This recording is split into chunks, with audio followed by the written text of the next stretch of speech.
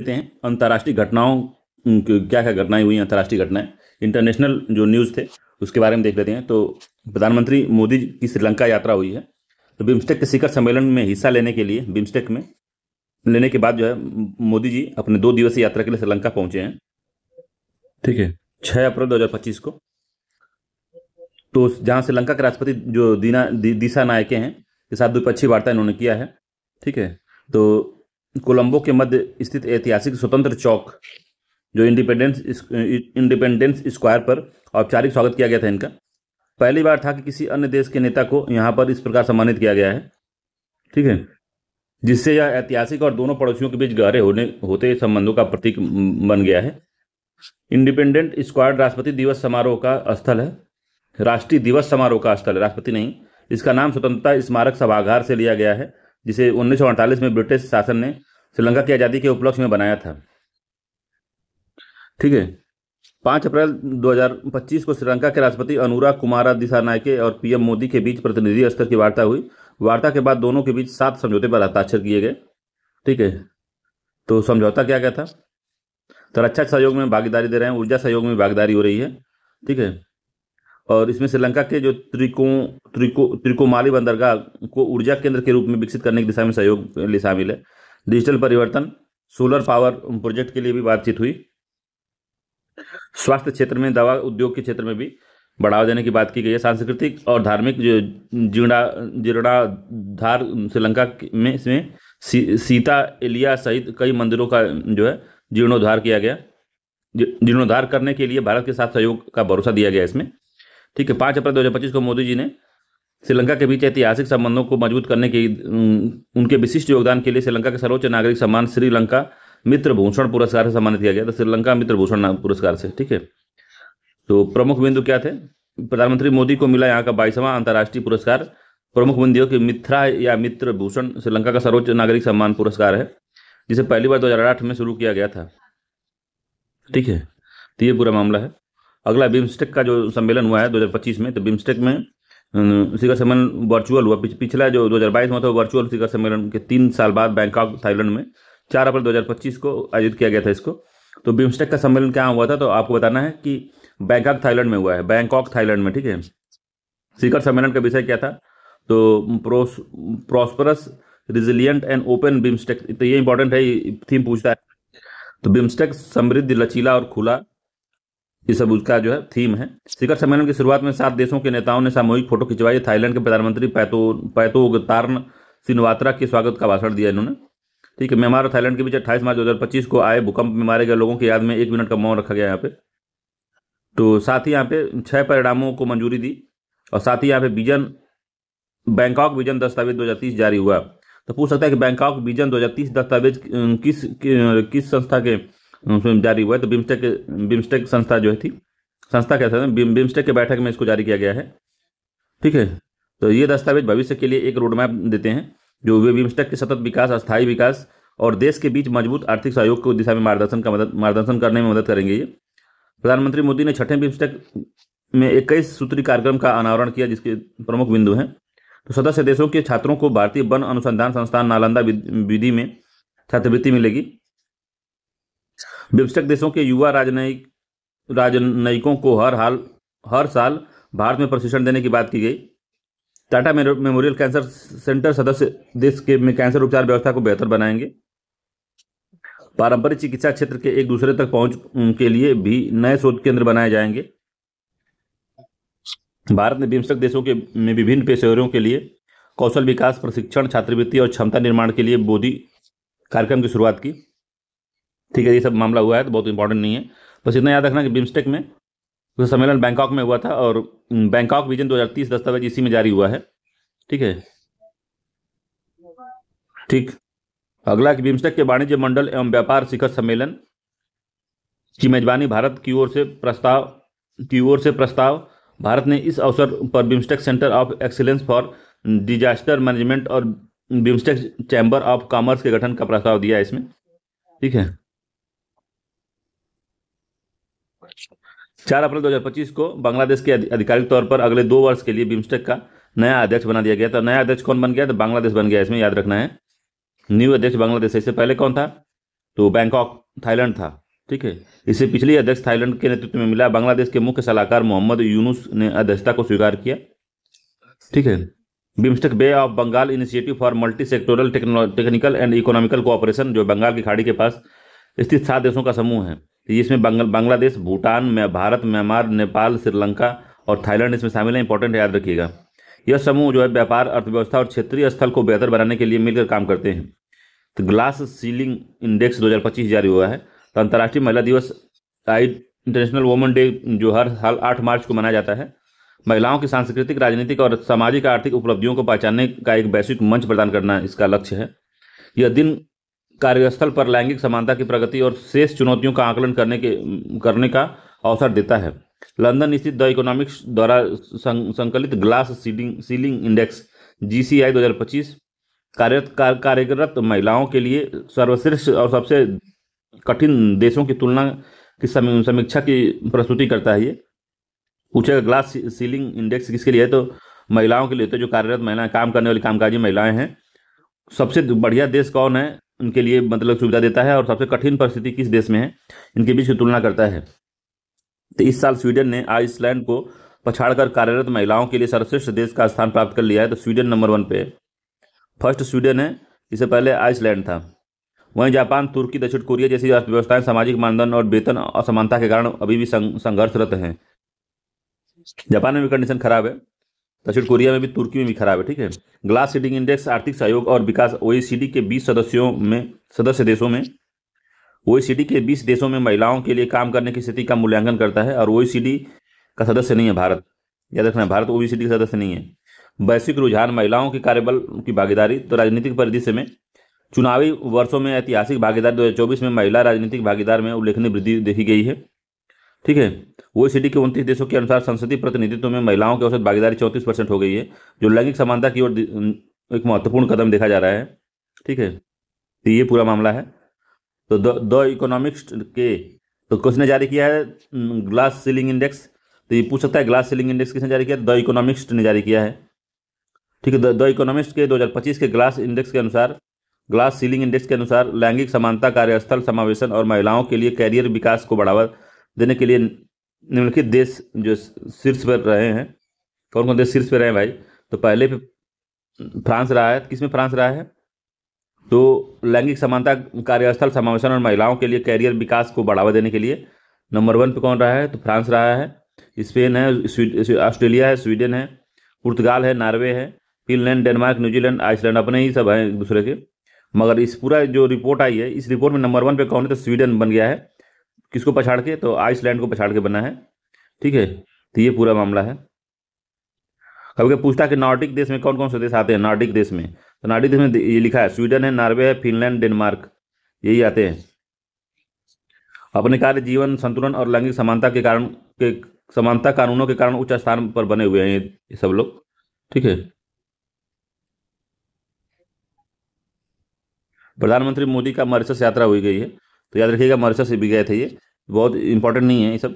प्रधानमंत्री मोदी की यात्रा न केवल दक्षिण द्विपक्षीय संबंधों को मजबूत करने का प्रयास है, बल्कि भारत के सागर विजन जो है, security and growth for all in the region, उसके लिए भी मतलब को भी रेखांकित करता है, जिसे हिंद महासागर क्षेत्र के देशों के साथ सांस्कृतिक और आर्थिक सहयोग को बढ़ावा देगा।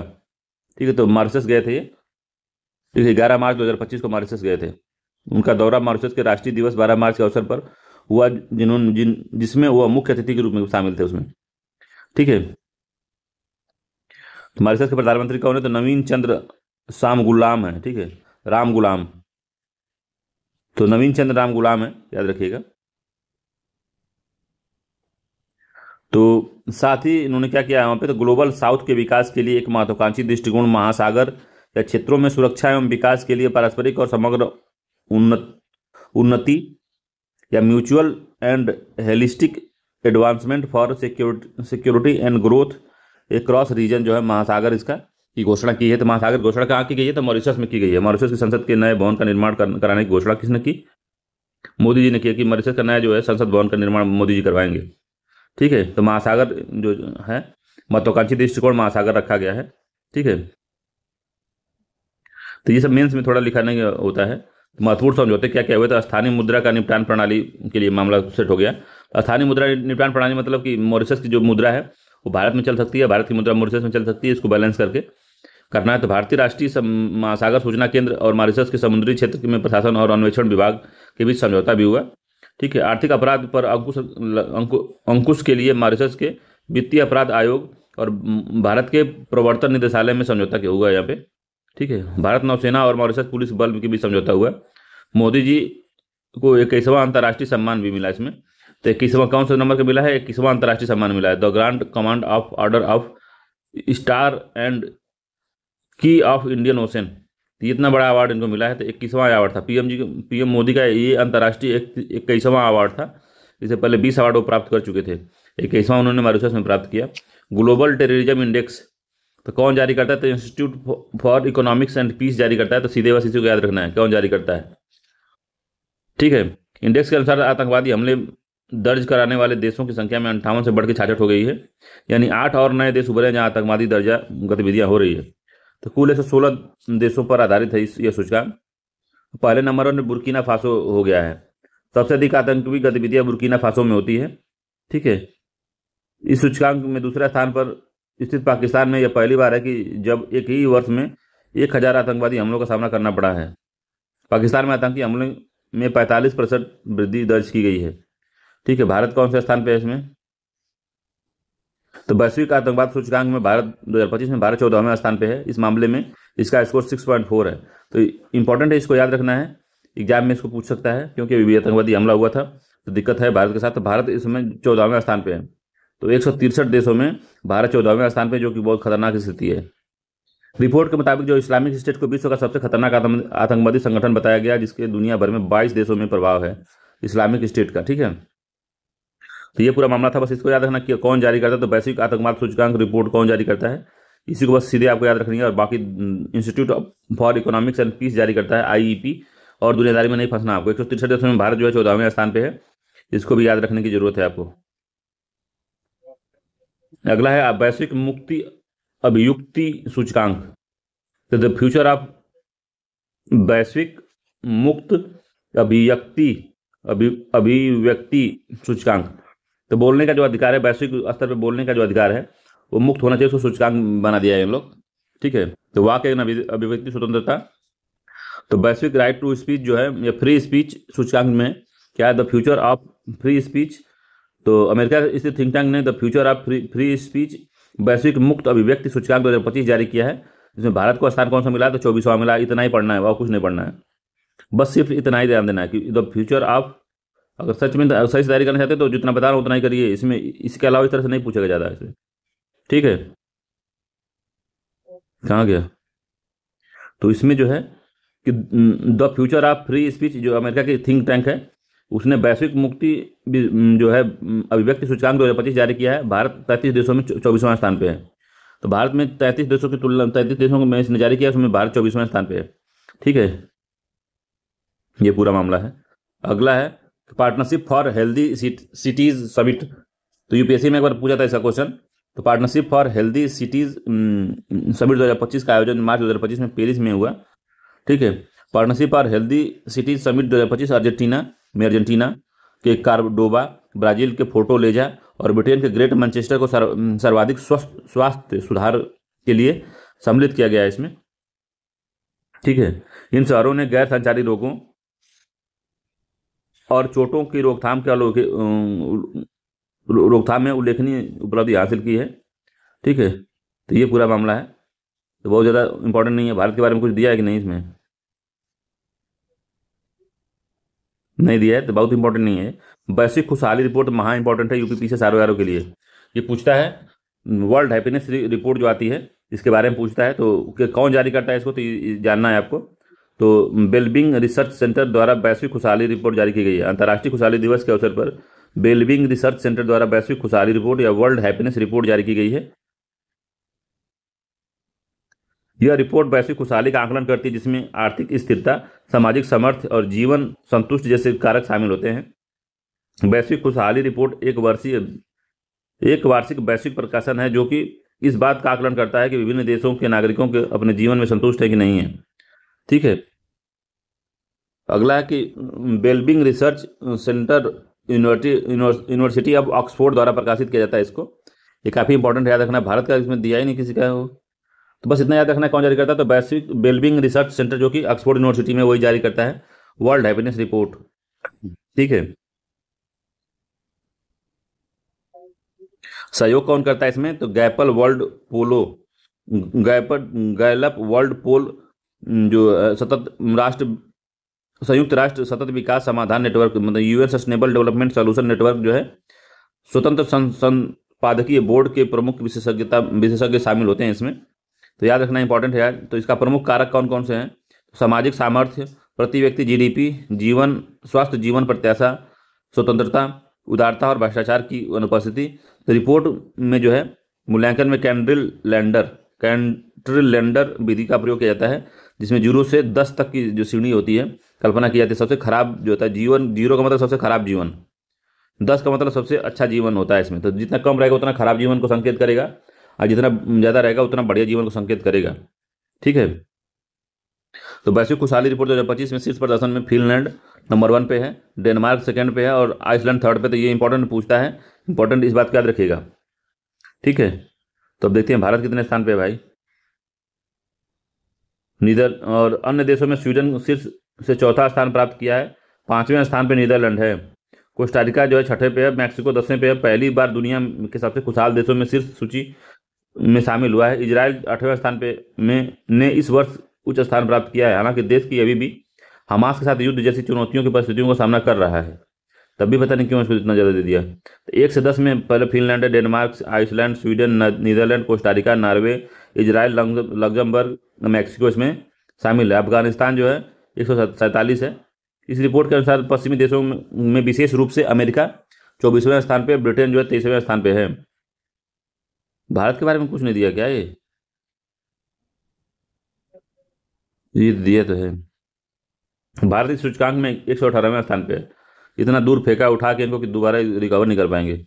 118वां देश है भारत इसमें। ठीक है। यह पिछले वर्ष की तुलना में सुधार दर्शाता है। पिछले वर्ष 126 था। 143 देश में भारत खुशहाली के मामले में 118वां है। 118/143।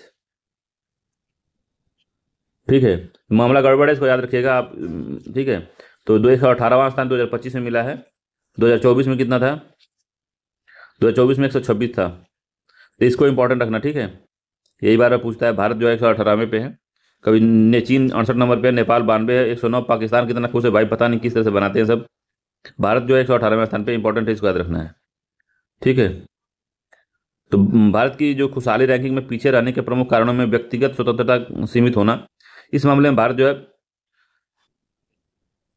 का स्कोर जो सबसे कम दर्ज किया गया है, जो कि नागरिकों की अपनी जीवन शैली, कैरियर और सामाजिक निर्णय की स्वतंत्रता से तैयार किया जाता है के रूप से तय करने की क्षमता को प्रभावित करता है। ये कैरियर और सामाजिक निर्णय को स्वतंत्र रूप से तय करने की क्षमताओं को प्रभावित करता है क्या?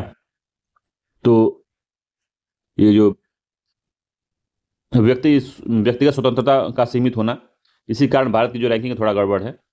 ठीक है। विश्व जल रिपोर्ट जो है किसने जारी किया, इंपॉर्टेंट है ये भी।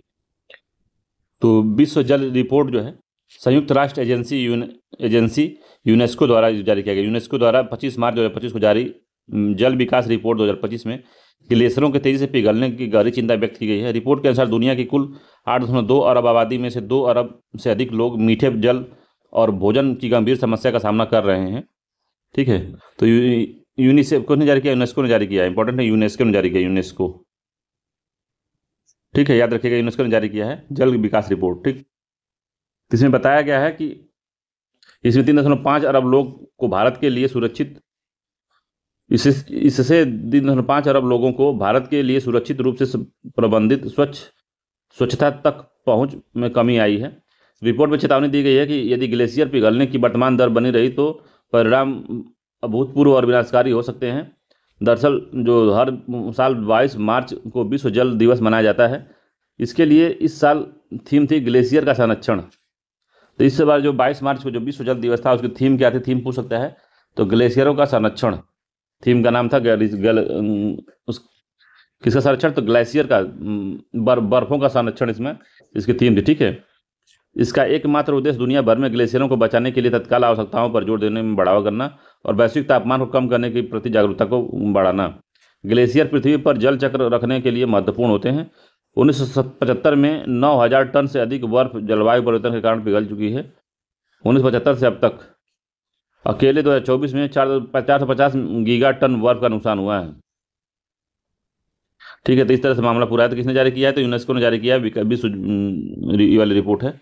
अगला कि संयुक्त राष्ट्र विश्व ग्लेशियर दिवस रिपोर्ट 2025 जारी हुई है। तो संयुक्त राष्ट्र संघ द्वारा इसको जारी किया गया है। ग्लेशियरों के संरक्षण और अंतर्राष्ट्रीय वर्ष घोषित किया गया है 2025 को। तो पूछे ग्लेशियरों के संरक्षण का अंतर्राष्ट्रीय वर्ष किसे घोषित किया गया है? तो 2025 घोषित किया गया है। 31 मार्च को विश्व ग्लेशियर दिवस मनाया जाता है। 21 मार्च को विश्व जो है ग्लेशियर दिवस मनाने की घोषणा की गई है। 22 मार्च को जल दिवस मनाया जाता है। 22 मार्च को जल दिवस मनाया जाता है। ठीक है, तो 22 मार्च को जल दिवस, 21 मार्च को क्या होगा? तो बर्फ दिवस मनाए जाने की घोषणा की गई है। ठीक है, कहाँ गया? ठीक है, दुनिया भर में ग्लेशियर तेजी से पिघल रहे हैं और हिंदू कुश हिमालय क्षेत्र में यह संकट सबसे गंभीर रूप से देखा जा रहा है। विश्व की ग्लेशियर दिवस पर जारी संयुक्त राष्ट्र की एक नवीनतम रिपोर्ट के अनुसार 2011 से 20 के बीच जो है हिंदू कुश हिमालय में ग्लेशियरों के पिघलने की दर 2001 से 2010 की तुलना में 65% अधिक है। तो 65% 2001 से 2010 की तुलना में 65% अधिक हो गई है। तो बताइए कितना गर्मी बढ़ गई है। ठीक है, ये पूरा मामला है इसमें। तो यदि तापमान 2 अंश से अधिक बढ़ता है तो यह क्षेत्र 2020 में ग्लेशियर के आयतन का 45% खो देगा। बहुत ज़्यादा खतरनाक स्थिति होने वाली है। हिंदुकुश क्षेत्र में 8 देश आते हैं, जिसमें अफगानिस्तान, बांग्लादेश, भूटान, चीन, भारत, म्यांमार, नेपाल, पाकिस्तान में फैला हुआ है।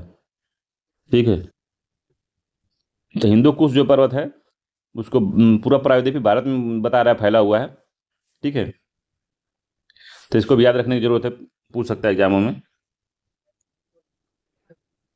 हिंदुकुश पर्वत जो है अफगानिस्तान, बांग्लादेश, भूटान, चीन, म्यांमार, नेपाल, पाकिस्तान में फैला। जहाँ जहाँ हिमालय का जो थोड़ा बड़ा भी अंश फैला हुआ है वहाँ फैला है। यह देश 10 प्रमुख नदी घाटियों का स्रोत है, जो कि लगभग 2 अरब लोगों का जीवन की सहायता करता है ये नदी घाटियाँ। ठीक है, यदि तापमान 1.5 डिग्री से लेकर 4 डिग्री तक बढ़ता है तो वैश्विक पर्वतीय ग्लेशियर 26 से 41% द्रव्यमान 2021 तक समाप्त हो जाता है। ठीक है, ये इतना रिपोर्ट डरा रही है, लोग धड़ाधड़ प्लास्टिक और इसका उल्टा सीधा जो प्रदूषण फैलाते हैं उनका यूज करते जा रहे हैं। थर्ड पोल किसको कहा जाता है? तो थर्ड पोल कहा जाता है हिंदुकुश जो पर्वत है जहाँ पे पामीर गांठ है उसको पूरा थर्ड पोल कहा जाता है। तो अंटार्कटिका, आर्कटिक के बाहर सबसे अधिक बर्फ भंडार करता है कौन? तो हिंदुकुश का जो क्षेत्र है वहाँ पे। कोलंबिया में कोजेनेरस ग्लेशियर जैसे ग्लेशियरों का तेजी से लुप्त होना इस संकट की ओर बढ़ती गति को दर्शाता है। तो बहुत बुरी कंडीशन होने वाली है। ठीक है, तो ये वाला जो कोलंबिया में जो कोनेजेरस जो ग्लेशियर है, जैसे ग्लेशियर का तेजी से लुप्त होना इस संकट की बढ़ती गति को दर्शाता है, जो कि बहुत खतरनाक स्थिति है। अगला 7वीं विश्व वायु गुणवत्ता रिपोर्ट 2024 जो जारी हुई है उसके बारे में। तो मार्च 2025 में स्विस कंपनी IQ एयर ने अपनी 7वीं विश्व वायु गुणवत्ता रिपोर्ट जारी की है। ठीक है, 2024 में जारी की है। तो यह रिपोर्ट 138 देशों के 8,954 स्थानों में 40,000 से अधिक वायु गुणवत्ता निगरानी स्टेशनों के वायु गुणवत्ता आंकड़ों का प्रयोग करके जारी की गई है। ठीक है, तो नवीन रिपोर्ट में विश्व में 20 सबसे प्रदूषित शहरों की सूची जारी की गई। इस रिपोर्ट में 20 शहरों की सूची में सर्वाधिक जो 13 शहर हैं भारत में स्थित हैं। तो भारत सबसे प्रदूषित है। इसमें जो है 20 शहरों में की सूची में 13 जो भारत में स्थित है भाई। 20 में से 13 शहर जो भारत में स्थित हैं और सबसे प्रदूषित है। तो भारत को विश्व का 5वां सबसे प्रदूषित देश बताया गया है। ठीक है, वह सूची, इस सूची में पाकिस्तान 4 शहर, जबकि चीन कजाकिस्तान के एक शहर शामिल किए गए हैं। 20 सबसे प्रदूषित शहरों की सूची में एशिया से बाहर एकमात्र शहर चाड की राजधानी एजन जमेना को शामिल किया गया है। तो भारत सबको मिलता है चूतिया बनाने के लिए। तो रिपोर्ट के अनुसार उत्तरी अमेरिका में सबसे उच्च प्रदूषण वाले शहर कैलिफोर्निया में स्थित है। ठीक है, आंकड़ों की अनुपलब्धता के कारण ईरान और अफगानिस्तान को इस वर्ष की रिपोर्ट में शामिल नहीं किया गया है। ठीक है, तो याद रखिएगा कि 20 में से जो है 13 शहर भारत के हैं। तो इस रिपोर्ट के अनुसार सबसे प्रदूषित 20 शहरों में से 13 स्थित भारत में स्थित है भाई। पांचवा सबसे प्रदूषित देश भारत बन गया है। ठीक है, रिपोर्ट में क्या क्या है, तो माया ग्यूज प्यूटोरिका को सबसे स्वच्छ महानगरीय क्षेत्र बताया गया है। तो माया ग्यूज और प्यूटोरिका को सबसे स्वच्छ जो है महासागरीय क्षेत्र बताया गया है, जिसमें वार्षिक औसत पीएम का 2.5 सांद्रण 1.1 म्यूजी पर मीटर क्यूब था। ठीक है, ये सब पूरा बात है इसमें। अमेजन वर्षा वन में लगी आग 2024 में लैटिन अमेरिका में विशाल क्षेत्रों को प्रभावित किया है। ठीक है, ओशिनिया दुनिया का सबसे स्वच्छ क्षेत्र है, तो ओशिनिया दुनिया का सबसे स्वच्छ क्षेत्र बताया गया है। ठीक है, विश्व में 5 सबसे प्रदूषित देश कौन कौन से? चार है, 91.8%, बांग्लादेश है 78%, पाकिस्तान है 73%, democratic Republic 58%, democratic Republic of Congo 58%, Bharat 50.6%। ठीक है, भारत जो है 50.6% के हिसाब से 5वें स्थान पे है, तो भारत 5वें स्थान पे है, याद रखना है इसको। भारत पिछले वर्ष की तुलना में तीसरे स्थान से 5वें स्थान पर आ गया है, लेकिन यहाँ वायु प्रदूषण एक प्रमुख स्वास्थ्य बोझ बना हुआ है। ठीक है, विश्व का सबसे प्रदूषित जो शहर है मेघालय में स्थित है, बर्नीहाट को बताया गया। तो बर्नीहाट विश्व का दुनिया का सबसे प्रदूषित शहर है। ये इंपॉर्टेंट पॉइंट है कि विश्व का सबसे जो प्रदूषित शहर कौन सा? तो बर्नीहाट में PM 2.5 जो सांद्रता है 128.2 दर्ज की गई है, जो विश्व स्वास्थ्य संगठन के मानक से 25 गुना अधिक है भाई साहब। WHO के मानक के हिसाब से PM 2.5 का औसत वार्षिक स्तर जो है 5 माइक्रोग्राम प्रति क्यूबिक मीटर से अधिक नहीं होना चाहिए। ठीक है, राजधानी नई दिल्ली लगातार 6ठे साल दुनिया की सबसे प्रदूषित राजधानी रही है, जिसमें 91.8 रहा है PM 2.5 का जो प्रदूषण मात्रा है। तो भाई बहुत बुरी कंडीशन है। अगला देखिए, इसमें टॉप 10 जो प्रदूषित शहर कौन कौन से हैं। तो बर्नीहाट भारत का है, 12.168.2 ppm का स्तर है इस पे, PM 2.5 का स्तर इतना है। दिल्ली है 108 है। कारगांडा बेसिन कजाकिस्तान में है, और बेसिन काफी प्रसिद्ध है कारगांडा की। किसके लिए प्रसिद्ध है? कमेंट करके बताइए, कारगांडा किसके लिए प्रसिद्ध है? 104.8 है इसमें। मुल्लापुर पंजाब में है, भारत में है। मुल्लापुर इसे 102.3 है इसमें। लाहौर पाकिस्तान में 102.1 है। फरीदाबाद हरियाणा में जो भारत में है 101.2 है इसमें। डेरा इस्माइल खान पाकिस्तान में 93 है। एनजामेना चाड़ है 91.8 है। और लोनी उत्तर प्रदेश में है, भारत में 91.1। लोनी कहाँ है भाई? उत्तर प्रदेश में। नई दिल्ली भारत में है, 91.1 है। ठीक है, तो बहुत हालत खराब है इसमें। ठीक है, सर्वाधिक 20 शहरों में शामिल 13 भारतीय शहरों में अन्य शहर में जैसे गुड़गांव है, गंगानगर, ग्रेटर नोएडा, भिवंडी, मुजफ्फरपुर, हनुमानगढ़ और नोएडा इसमें शामिल है। तो बहुत ज़्यादा स्थिति खराब है। ठीक है, अगला जो है कि वैश्विक जो सिपरी की रिपोर्ट आई है, जो वैसे हथियारों के मामले में रिपोर्ट आती है सिपरी की, हथियार हस्तांतरण रिपोर्ट आई है, तो मार्च 2025 में आई है। सिपरी स्टॉकहोम अंतर्राष्ट्रीय शांति अनुसंधान संस्थान, सिपरी इसका नाम है, स्टॉकहोम अंतर्राष्ट्रीय शांति अनुसंधान संस्थान सिपरी वैश्विक स्तर पर हथियारों के हस्तांतरण के लिए नवीन रिपोर्ट इसने जारी की है। ठीक है, राष्ट्रीय रिपोर्ट के अनुसार 2024 से 24 में प्रमुख हथियारों के अंतर्राष्ट्रीय हस्तांतरण में 2015 से 19 की तुलना में 0.6% में कमी आई है। तो भाई थोड़ा कमी आ गई है पहले से। ठीक है, 2015 से 2019 के बीच में 2020 से 2024 के बीच में संयुक्त राज्य अमेरिका द्वारा हथियारों के निर्यात में 21% की वृद्धि हुई, जबकि रूस के निर्यात में 65% की कमी आई है। तो भाई 21% की वृद्धि कर लिया है, रूस की कमी आ गई है। 2020 से 24 में वैश्विक हथियारों के निर्यात में रूस का हिस्सा जो है 7.8 था। 2020 से 24 में फ्रांस जो प्रमुख हथियारों का दूसरा सबसे बड़ा निर्यातक देश रहा है।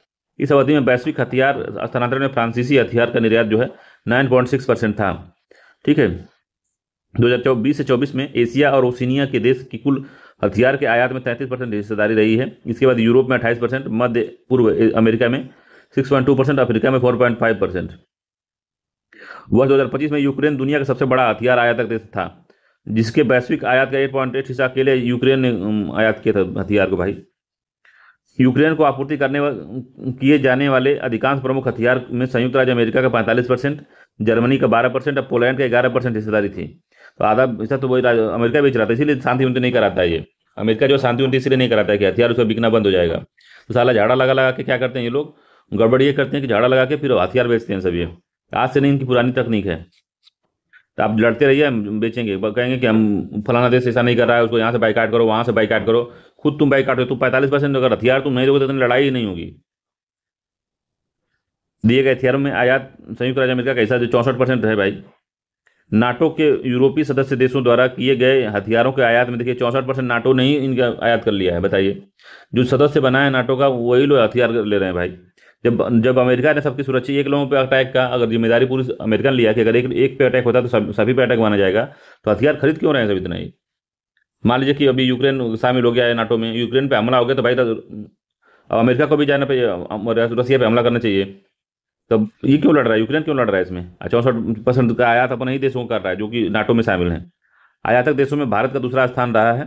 हालांकि 2015 से 19 में 19 और 2025 से 2024 से 24 के बीच में 9.3% की कमी आई है। क्यों कमी आई है? क्योंकि भारत जो है खुद अपना इंडिपेंडेंट तरीके से बनाने की कोशिश कर रहा है। भारतीय हथियार आयात तक का सबसे बड़ा हिस्सा जो है 35% रूस से आया है। ठीक है, तो सबसे सेकेंड हाईएस्ट आयातक कौन है? तो भारत है।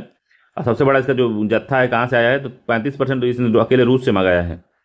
चीन वर्ष वर्ष 1990 से 94 के बाद पहली बार 10 हथियारिक आयातों की सूची से बाहर हो गया है, जो उसके घरेलू औद्योगिक आधार को दर्शाता है। तो उसने क्या किया है कि घर ही अपने पैदा करने लगा है, मतलब उत्पादन जो हथियारों का घर पे ही करने लगा है, अपने अपने देश में ही करने लगा है। इसीलिए उसको जो है कम हो गया है। 2015 से 19 और 2015 से 2019 और 2020 से 2024 के बीच पाकिस्तान द्वारा हथियार के आयात में 61% की वृद्धि हो गई है।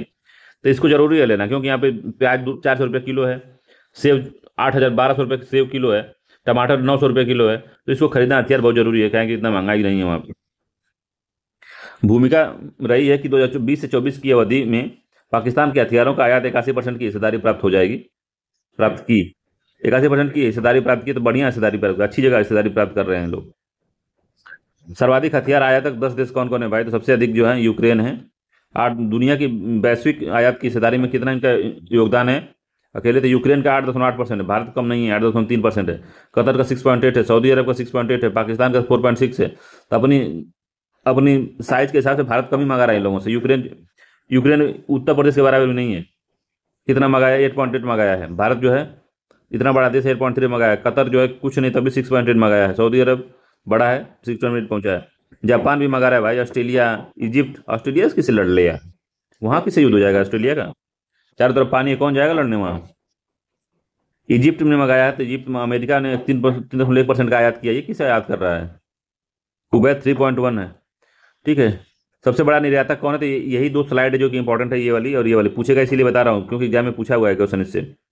तो अमेरिका सबसे बड़ा वैश्विक निर्यातक 4.3% अकेले निर्यात कर रहा है। फ्रांस जो है 9.6 है, रूस जो है 7.8 है, चीन जो है 5.9 है, जर्मनी 5.6 है। तो इन देशों की कुल वैश्विक निर्यात में 72% हिस्सेदारी है। ठीक है, तो अमेरिका की 4.3 देखा है, गलत नहीं लिख रहा है आपको? तो 43% है, 4.3 लिखा है, 43% है। ये कह रहा हूँ कि गलत है, ये 43% है। अकेले 43% यही करता है। 43 10 हो गया 63, 43 10 हो जाएगा 53, 53 10 63, और यहाँ से 72% तब होगा। ठीक है, तो 43 से 4.3 नहीं है, 43% है। मिस टाइपिंग हो गया है। अगला कि दुनिया का सबसे बड़ा हिमखंड जो है A23A साउथ जॉर्जिया के पास फंस गया है। ठीक है, तो ये देखिए, तो पूछ सकता है कि अभी न्यूज में रहा A23A क्या है, कैपिटल A23A क्या है? तो दुनिया का सबसे बड़ा हिमखंड है जो साउथ जॉर्जिया के पास फंस गया है। ठीक है, ब्रिटिश प्रवासी क्षेत्र साउथ जॉर्जिया के पास फंस गया है A23A। यह हिमखंड वन्य जीव के लिए भोजन मार्ग बाधित कर सकता है, लेकिन इसके पिघलने में महासागर में पोषक तत्वों को घुलकर समुद्री उत्पादकता को बढ़ा सकते हैं। ठीक है, याद रखिएगा इतना। तो A23A क्या है, बस इतना याद रखना है। 1986 में अंटार्कटिका के फिल फिल्चनर फिल्चनर आइस शेल्फ से टूटा था ये। 30 से अधिक वर्षों तक ये बेडेल सागर में फंसा रहा। 2020 में यह बेडेल सागर से मुक्त होकर अंटार्कटिका प्रायद्वीप के पास उत्तर की ओर बहने लगा। कुछ महीने बाद यह टेलर कॉलम वर्टेक्स में फंसा रहा। फिर 1 मार्च 2025 को सैटेलाइट द्वारा देखा गया तो पता चला कि ये जॉर्जिया से 73 किलोमीटर दूर महाद्वीपीय शेल्फ पर अटक गया है। ठीक है, ये बात है पूरा। जलवायु जोखिम सूचकांक इंपॉर्टेंट है, ये भी कौन जारी करता है? जर्मन वॉच जारी करता है, इंपॉर्टेंट है। जर्मन वॉच पर्यावरण थिंक टैंक है ये। जलवायु जोखिम सूचकांक जारी किया गया है किसके द्वारा? तो जर्मन वॉच द्वारा जारी किया गया है, इतना याद रखना है। यहाँ पे अभी फिलहाल में इतना याद रखना है। और इसने क्या जलवायु जोखिम में CRI क्लाइमेट रिस्क इंडेक्स 2025 जारी किया गया है। यह सूचकांक मानवीय और आर्थिक नुकसान के आधार पर देशों को रैंक प्रदान करता है। नवीन रिपोर्ट में बढ़ती क्षति और जलवायु कार्रवाई की आवश्यकताओं को रेखांकित करता है। 171 देशों इसमें शामिल किया है 171 देशों में शामिल किया गया है। 2022 में सर्वाधिक प्रभावित शीर्ष देशों में पाकिस्तान था, बेलीज था और इटली शामिल था।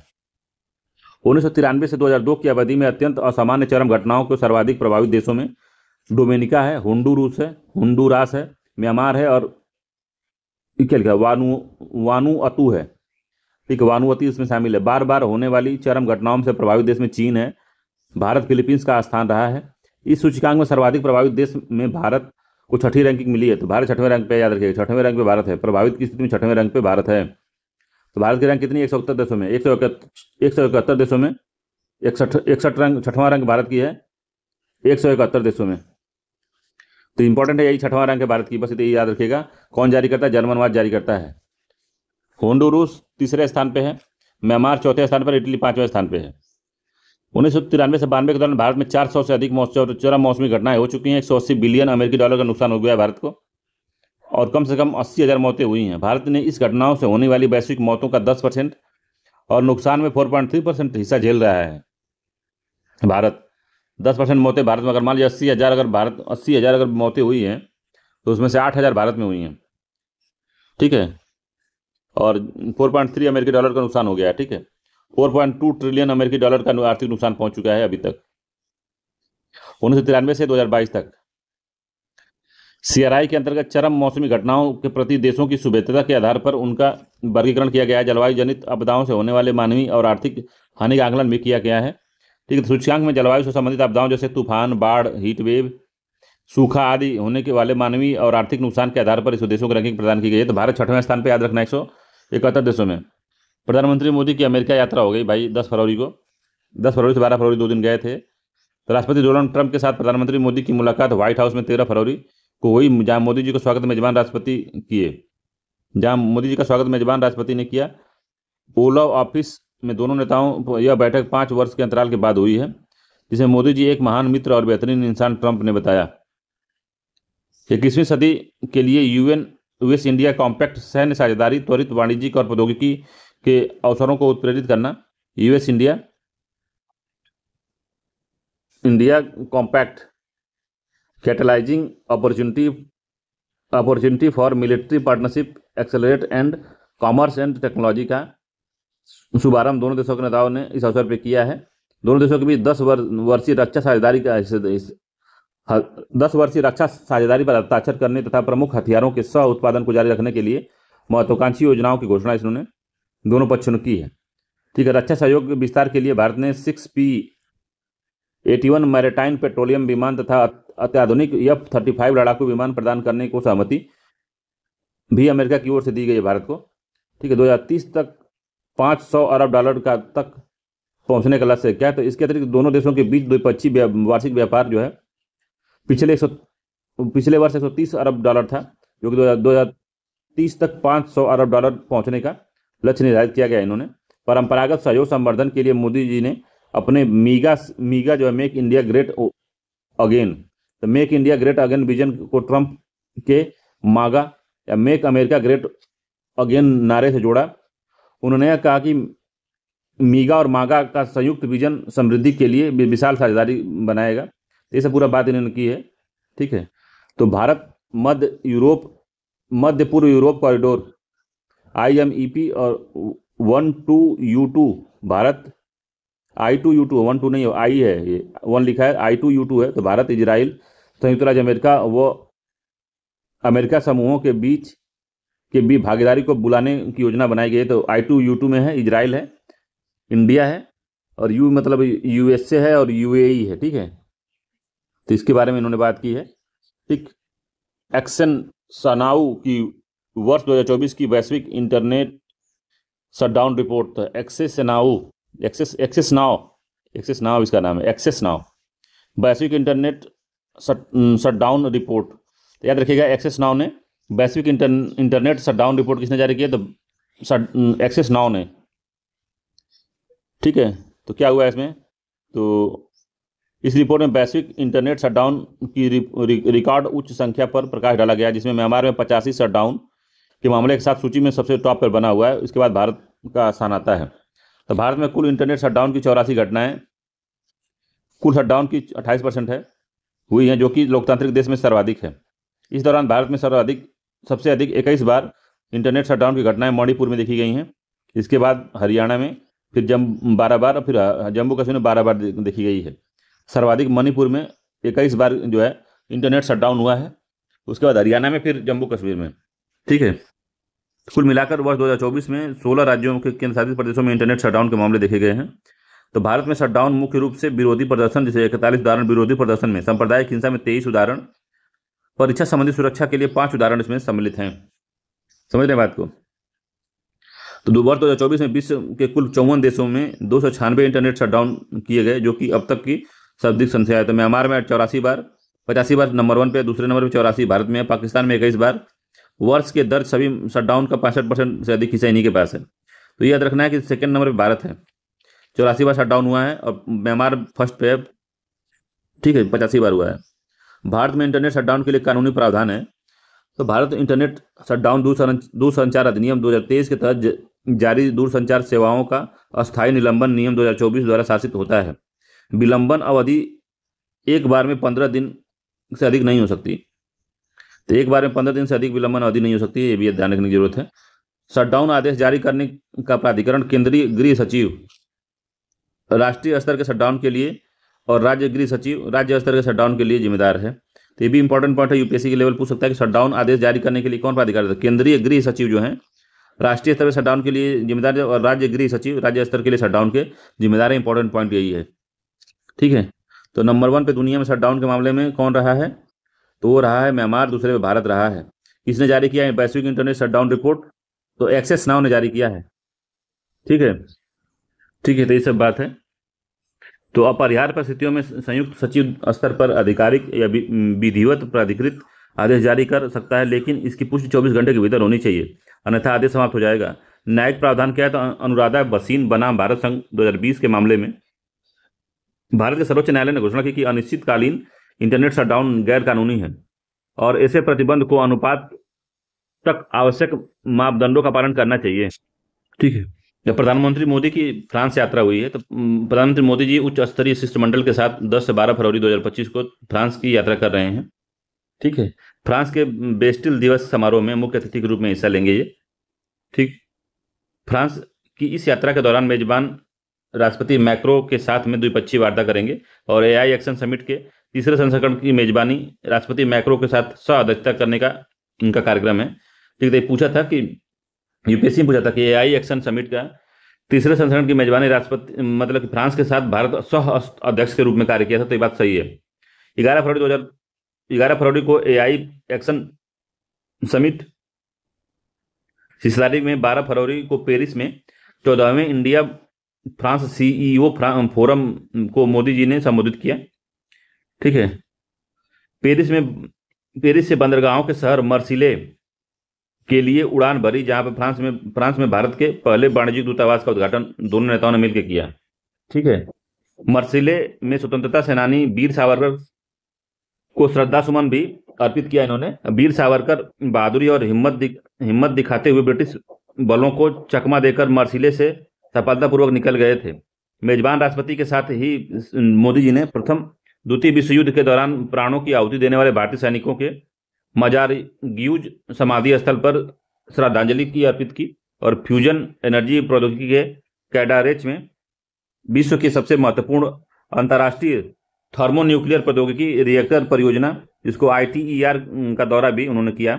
ठीक है, पेरिस में 12 फरवरी को दोनों नेताओं के बीच संपन्न द्विपक्षीय वार्ता भारत फ्रांस रणनीति साझेदारी 2047 के रणनीतिक कार्य योजना 2047 road map India France strategic partnership की प्रगति की समीक्षा दोनों नेताओं ने की। ठीक है, और युद्ध विमान राफेल के नए बड़े खरीदार तथा स्कॉर्पियन श्रेणी के 6 पनडुब्बियों के भारत में निर्माण के प्रोजेक्ट की समीक्षा भी इन्होंने की है यहाँ पे। ठीक है, तो ये सब है। ये इंपॉर्टेंट तीसरा एआई एक्शन समिट जो हुआ था 2 दिवसीय हुआ, और 10 से 11 फरवरी को हुआ था। ये फ्रांस के राष्ट्रपति एमैनुएल मैक्रो व भारत के प्रधानमंत्री मोदी जी की सह अध्यक्षता के संपन्न ये तीसरे सम्मेलन में 80 देशों के नेताओं ने भाग लिया है इसमें। तो यूपीएससी में पूछा है इसको, करंट अफेयर्स में। ठीक है। तकनीकी विशेषज्ञताओं और शिक्षाविदों के एआई व इसके उत्पन्न होने वाले खतरे से निपटान के लिए तरीकों पर मंथन सम्मेलन किया है। ठीक है। सम्मेलन में उपस्थित राजनेताओं में अमेरिका के उपराष्ट्रपति जेडी बेंस, एस्टोनिया के राष्ट्रपति अलरकारिस, कनाडा के तत्कालीन प्रधानमंत्री जस्टिन ट्रूडो, संयुक्त राष्ट्र सभा के महासचिव एंटोनियो गुटेरेसिस ने इसमें भाग लिया है। ठीक है। ये पूरा मामला हुआ है। तो इतना इंपॉर्टेंट है, बहुत ज़्यादा इंपॉर्टेंट नहीं है। एआई समिट पूछेगा कि जो तीसरा एआई एक्शन समिट कहाँ हुआ था, तो आपको याद रखना है कि फ्रांस में हुआ है, इंपॉर्टेंट है। भ्रष्टाचार धारणा सूचकांक 2024 जारी हुआ है। तो भ्रष्टाचार एवं गंभीर वैश्विक चुनौतियों बना हुआ है भ्रष्टाचार। ठीक है। जो शासन लोकतंत्र के विकास को प्रभावित कर रहा है, इस पर आधारित ट्रांसपेरेंसी इंटरनेशनल की 11 फरवरी 2025 को भ्रष्टाचार धारणा सूचकांक रिपोर्ट जारी हुई। तो किसने जारी किया है? तो करप्शन परसेप्शन इंडेक्स यूपीएससी में एक बार पूछा था इसके बारे में, कौन जारी करता है? तो ट्रांसपेरेंसी इंटरनेशनल इसको जारी करता है। इंपॉर्टेंट इतना ही है। भारत जो है 180 देशों में 96वें स्थान पर है, जिसका 38 जो स्कोर 38 है। तो ये इंपॉर्टेंट बात है। ठीक है। तो भारत कौन सा स्थान मिला है? भारत को 180 देशों में 96वां स्थान है। तो यही याद रखना है, भारत का जो है 96वां स्थान है, याद रखना। ठीक है। 2024 में करप्शन परसेप्शन इंडेक्स में भारत 180 देशों में 96वें स्थान पे है। ठीक है। सीपीआई जो है सार्वजनिक क्षेत्र में भ्रष्टाचार के स्तर को 0 से लेकर 100, 0 मतलब कि अत्यधिक भ्रष्टाचार और 100 मतलब बिल्कुल स्वच्छ पैमाने को मापता है। ठीक है। याद रखिएगा। डेनमार्क सबसे कम भ्रष्ट देशों की सूची में शीर्ष स्थान पे है। ठीक। सबसे खत्म कंडीशन किसकी है? तो भ्रष्टाचार में सर्वाधिक भ्रष्टाचार दक्षिण सूडान में है। दक्षिण सूडान में है, इसका स्कोर 8 है, 180 नंबर का। Somalia 179, Venezuela 178, Syria 177। कितना भयंकर धोखेबाजी चलती है सीरिया वगैरह में। 176 में 4 देश हैं, यमन है, लीबिया है, इरिट्रिया है, गिनी है। भारत के पड़ोसी देशों की रैंकिंग सूचकांक में इस प्रकार है। तो पाकिस्तान जो है 135 स्थान पे, श्रीलंका 121 स्थान पे, बांग्लादेश 149 स्थान पे, चीन 76वें स्थान पे है। ठीक है। सर्वाधिक अच्छा स्कोर किसका है? भारत तो भूटान का है 72, चीन का है 43, सर स्कोर 43, भूटान का है 18 रैंक, चीन का है 76, भारत का 96, नेपाल का 107 है, श्रीलंका का 121 है, पाकिस्तान का 135 और बांग्लादेश का 149 है। ठीक है। तो इतना याद रखना है, बहुत ज़्यादा नहीं। स्वीडन जो 80 स्कोर के साथ 8वें स्थान पे, नीदरलैंड 78 स्कोर के साथ 9वें स्थान पे है। तो कौन नंबर 1 पे है? क्या बताए थे हम? नॉर्वे कौन है? डेनमार्क नंबर 1 पे है। डेनमार्क सबसे कम भ्रष्ट है, नंबर 1 पे नहीं, सबसे कम भ्रष्ट है। शीर्ष स्थान इसको प्राप्त हुआ है डेनमार्क को। ठीक है। तो इतना ही इंपॉर्टेंट है, बहुत ज़्यादा नहीं पढ़ना है इसमें। ठीक है। सूचकांक में शामिल शीर्ष 5 देश डेनमार्क है, फिनलैंड है, सिंगापुर है, न्यूजीलैंड है, नॉर्वे, स्वीडन है और लग्जमबर्ग, 3 देश हैं। तो ये अच्छे स्कोर वाले हैं। 100 स्कोर किसी को नहीं मिला है। ठीक है। अगला, न्यूजीलैंड के तारानाकी माउंगा पर्वत को कानूनी व्यक्ति के रूप में दर्जा मिला है। तो न्यूजीलैंड के तारानाकी माउंगा पर्वत को कानूनी व्यक्ति के रूप में दर्जा मिला। तो सिंपल यही याद रखना, सीधे यही इसी को याद रखना है कि तारानाकी माउंगा तथा इसकी निकटवर्ती चोटियां, ये तारानाकी माउंगा पर्वत कहाँ है, यही पूछेगा आपसे। तो वो जो है न्यूजीलैंड में इंपॉर्टेंट है। तो पूछ सकता है कि तारानाकी पर्वत जिसको कानूनी व्यक्तित्व के रूप में दर्जा मिला है, वो किस देश की है? तो न्यूजीलैंड का है। यानी तो कहेगा न्यूजीलैंड के किस पर्वत को कानूनी व्यक्तित्व का दर्जा मिला? तो तारानाकी माउंगा को मिला है। इंपॉर्टेंट है, याद रखना है, इतना ही याद रखना है और कुछ नहीं। ठीक है। तो एक शासकीय निकाय जिसमें स्थानीय मोरारी ईवी जनजाति और कंजर्वेशन मंत्री के नियुक्त सदस्य हैं, जो पर्वत प्रबंधन के संरक्षण में देखरेख कर रहे हैं। तो ये जो माओरी जो यहाँ की जनजाति है, बहुत ही खतरनाक जनजाति है वहाँ की। ठीक है। इस कानूनी मान्यता का दूरगामी प्रभाव होगा कि मुख्यतः पर्यावरण और संस्कृति संरक्षण में माओरी लोगों के लिए पर्वत के कानूनी अधिकार इसके स्वास्थ्य और कल्याण को सुनिश्चित करेंगे और इसे बेचा या शोषित नहीं किया जा सकता। ठीक है। पहला रायसीना मध्य पूर्व एशिया सम्मेलन। तो रायसीना कहाँ है? तो रायसीना हिल्स है, जो कि अरावली का विस्तारित रूप है, दिल्ली में है। ये बात ज्योग्राफी की टर्मिनोलॉजी में याद रखिएगा। 28 से 29 जनवरी 2025 को संयुक्त राज्य अमीरात की राजधानी अबू धाबी में आयोजित किया गया पहला रायसीना मध्य पूर्व एशिया। तो रायसीना डायलॉग जो हुआ है मध्य पूर्व एशिया का, तो कहाँ पे हुआ है? अबू धाबी में हुआ है। मगर जो रायसीना हिल्स है इंडिया में, वो कहाँ पे? दिल्ली में है। विदेश मंत्री एस जयशंकर ने पहले रायसीना मध्य पूर्व सम्मेलन में मुख्य अतिथि थे। ठीक है। तो पहला रायसीना मध्य, ये पूछ सकता है, इंपॉर्टेंट है ये। तो पहला रायसीना मध्य पूर्व एशिया सम्मेलन कहाँ पे हुआ है भैया? तो अबू धाबी में हुआ है, यूएई के अबू धाबी में हुआ है। विदेश मंत्री जयशंकर पहले रायसीना के जो मुख्य अतिथि थे, या मोदी का नाम देके कंफ्यूज करा सकता है आपको, या किसी और मंत्री का देके। ठीक है, तो याद रखिएगा किसका किसका यहाँ पे। तो डॉक्टर जयशंकर पहले रायसीना मध्य पूर्व सम्मेलन मुख्य अतिथि थे। ठीक है, इतना याद रखना, यही दो चीज़ याद रखना। अबू धाबी में हुआ है 28 और 29 जनवरी को। ठीक है, पहला रायसीना मध्य सम्मेलन 2025। ठीक है, इतना याद रखना है। Snap Inc digital wellbeing index, तो Snap Inc digital wellbeing index जो है किसने जारी किया है? तो 11 फरवरी 2025 को सुरक्षित इंटरनेट दिवस से पहले स्नैप इंक जारी डिजिटल वेलबींग इंडेक्स में भारत लगातार तीसरे वर्ष शीर्ष पर रहा है। तो भारत और ऑस्ट्रेलिया, फ्रांस, जर्मनी, यूके और अमेरिका के 9,000 से अधिक उत्तरदाताओं ने के साथ किए गए सर्वेक्षण में किशोरों, युवा वयस्कों, माता पिता सहित जेन जेड उपयोगकर्ताओं की भलाई का आकलन इसमें किया गया है। ठीक है, तो इसमें पता नहीं क्या आकलन कर दिया गया। भारत में युवाओं का सबसे मजबूत सहायता नेटवर्क भी मौजूद है, जहां मार्गदर्शन के लिए माता पिता, शिक्षक और मार्गदर्शक जैसे 9 से 12 स्रोत शामिल हैं।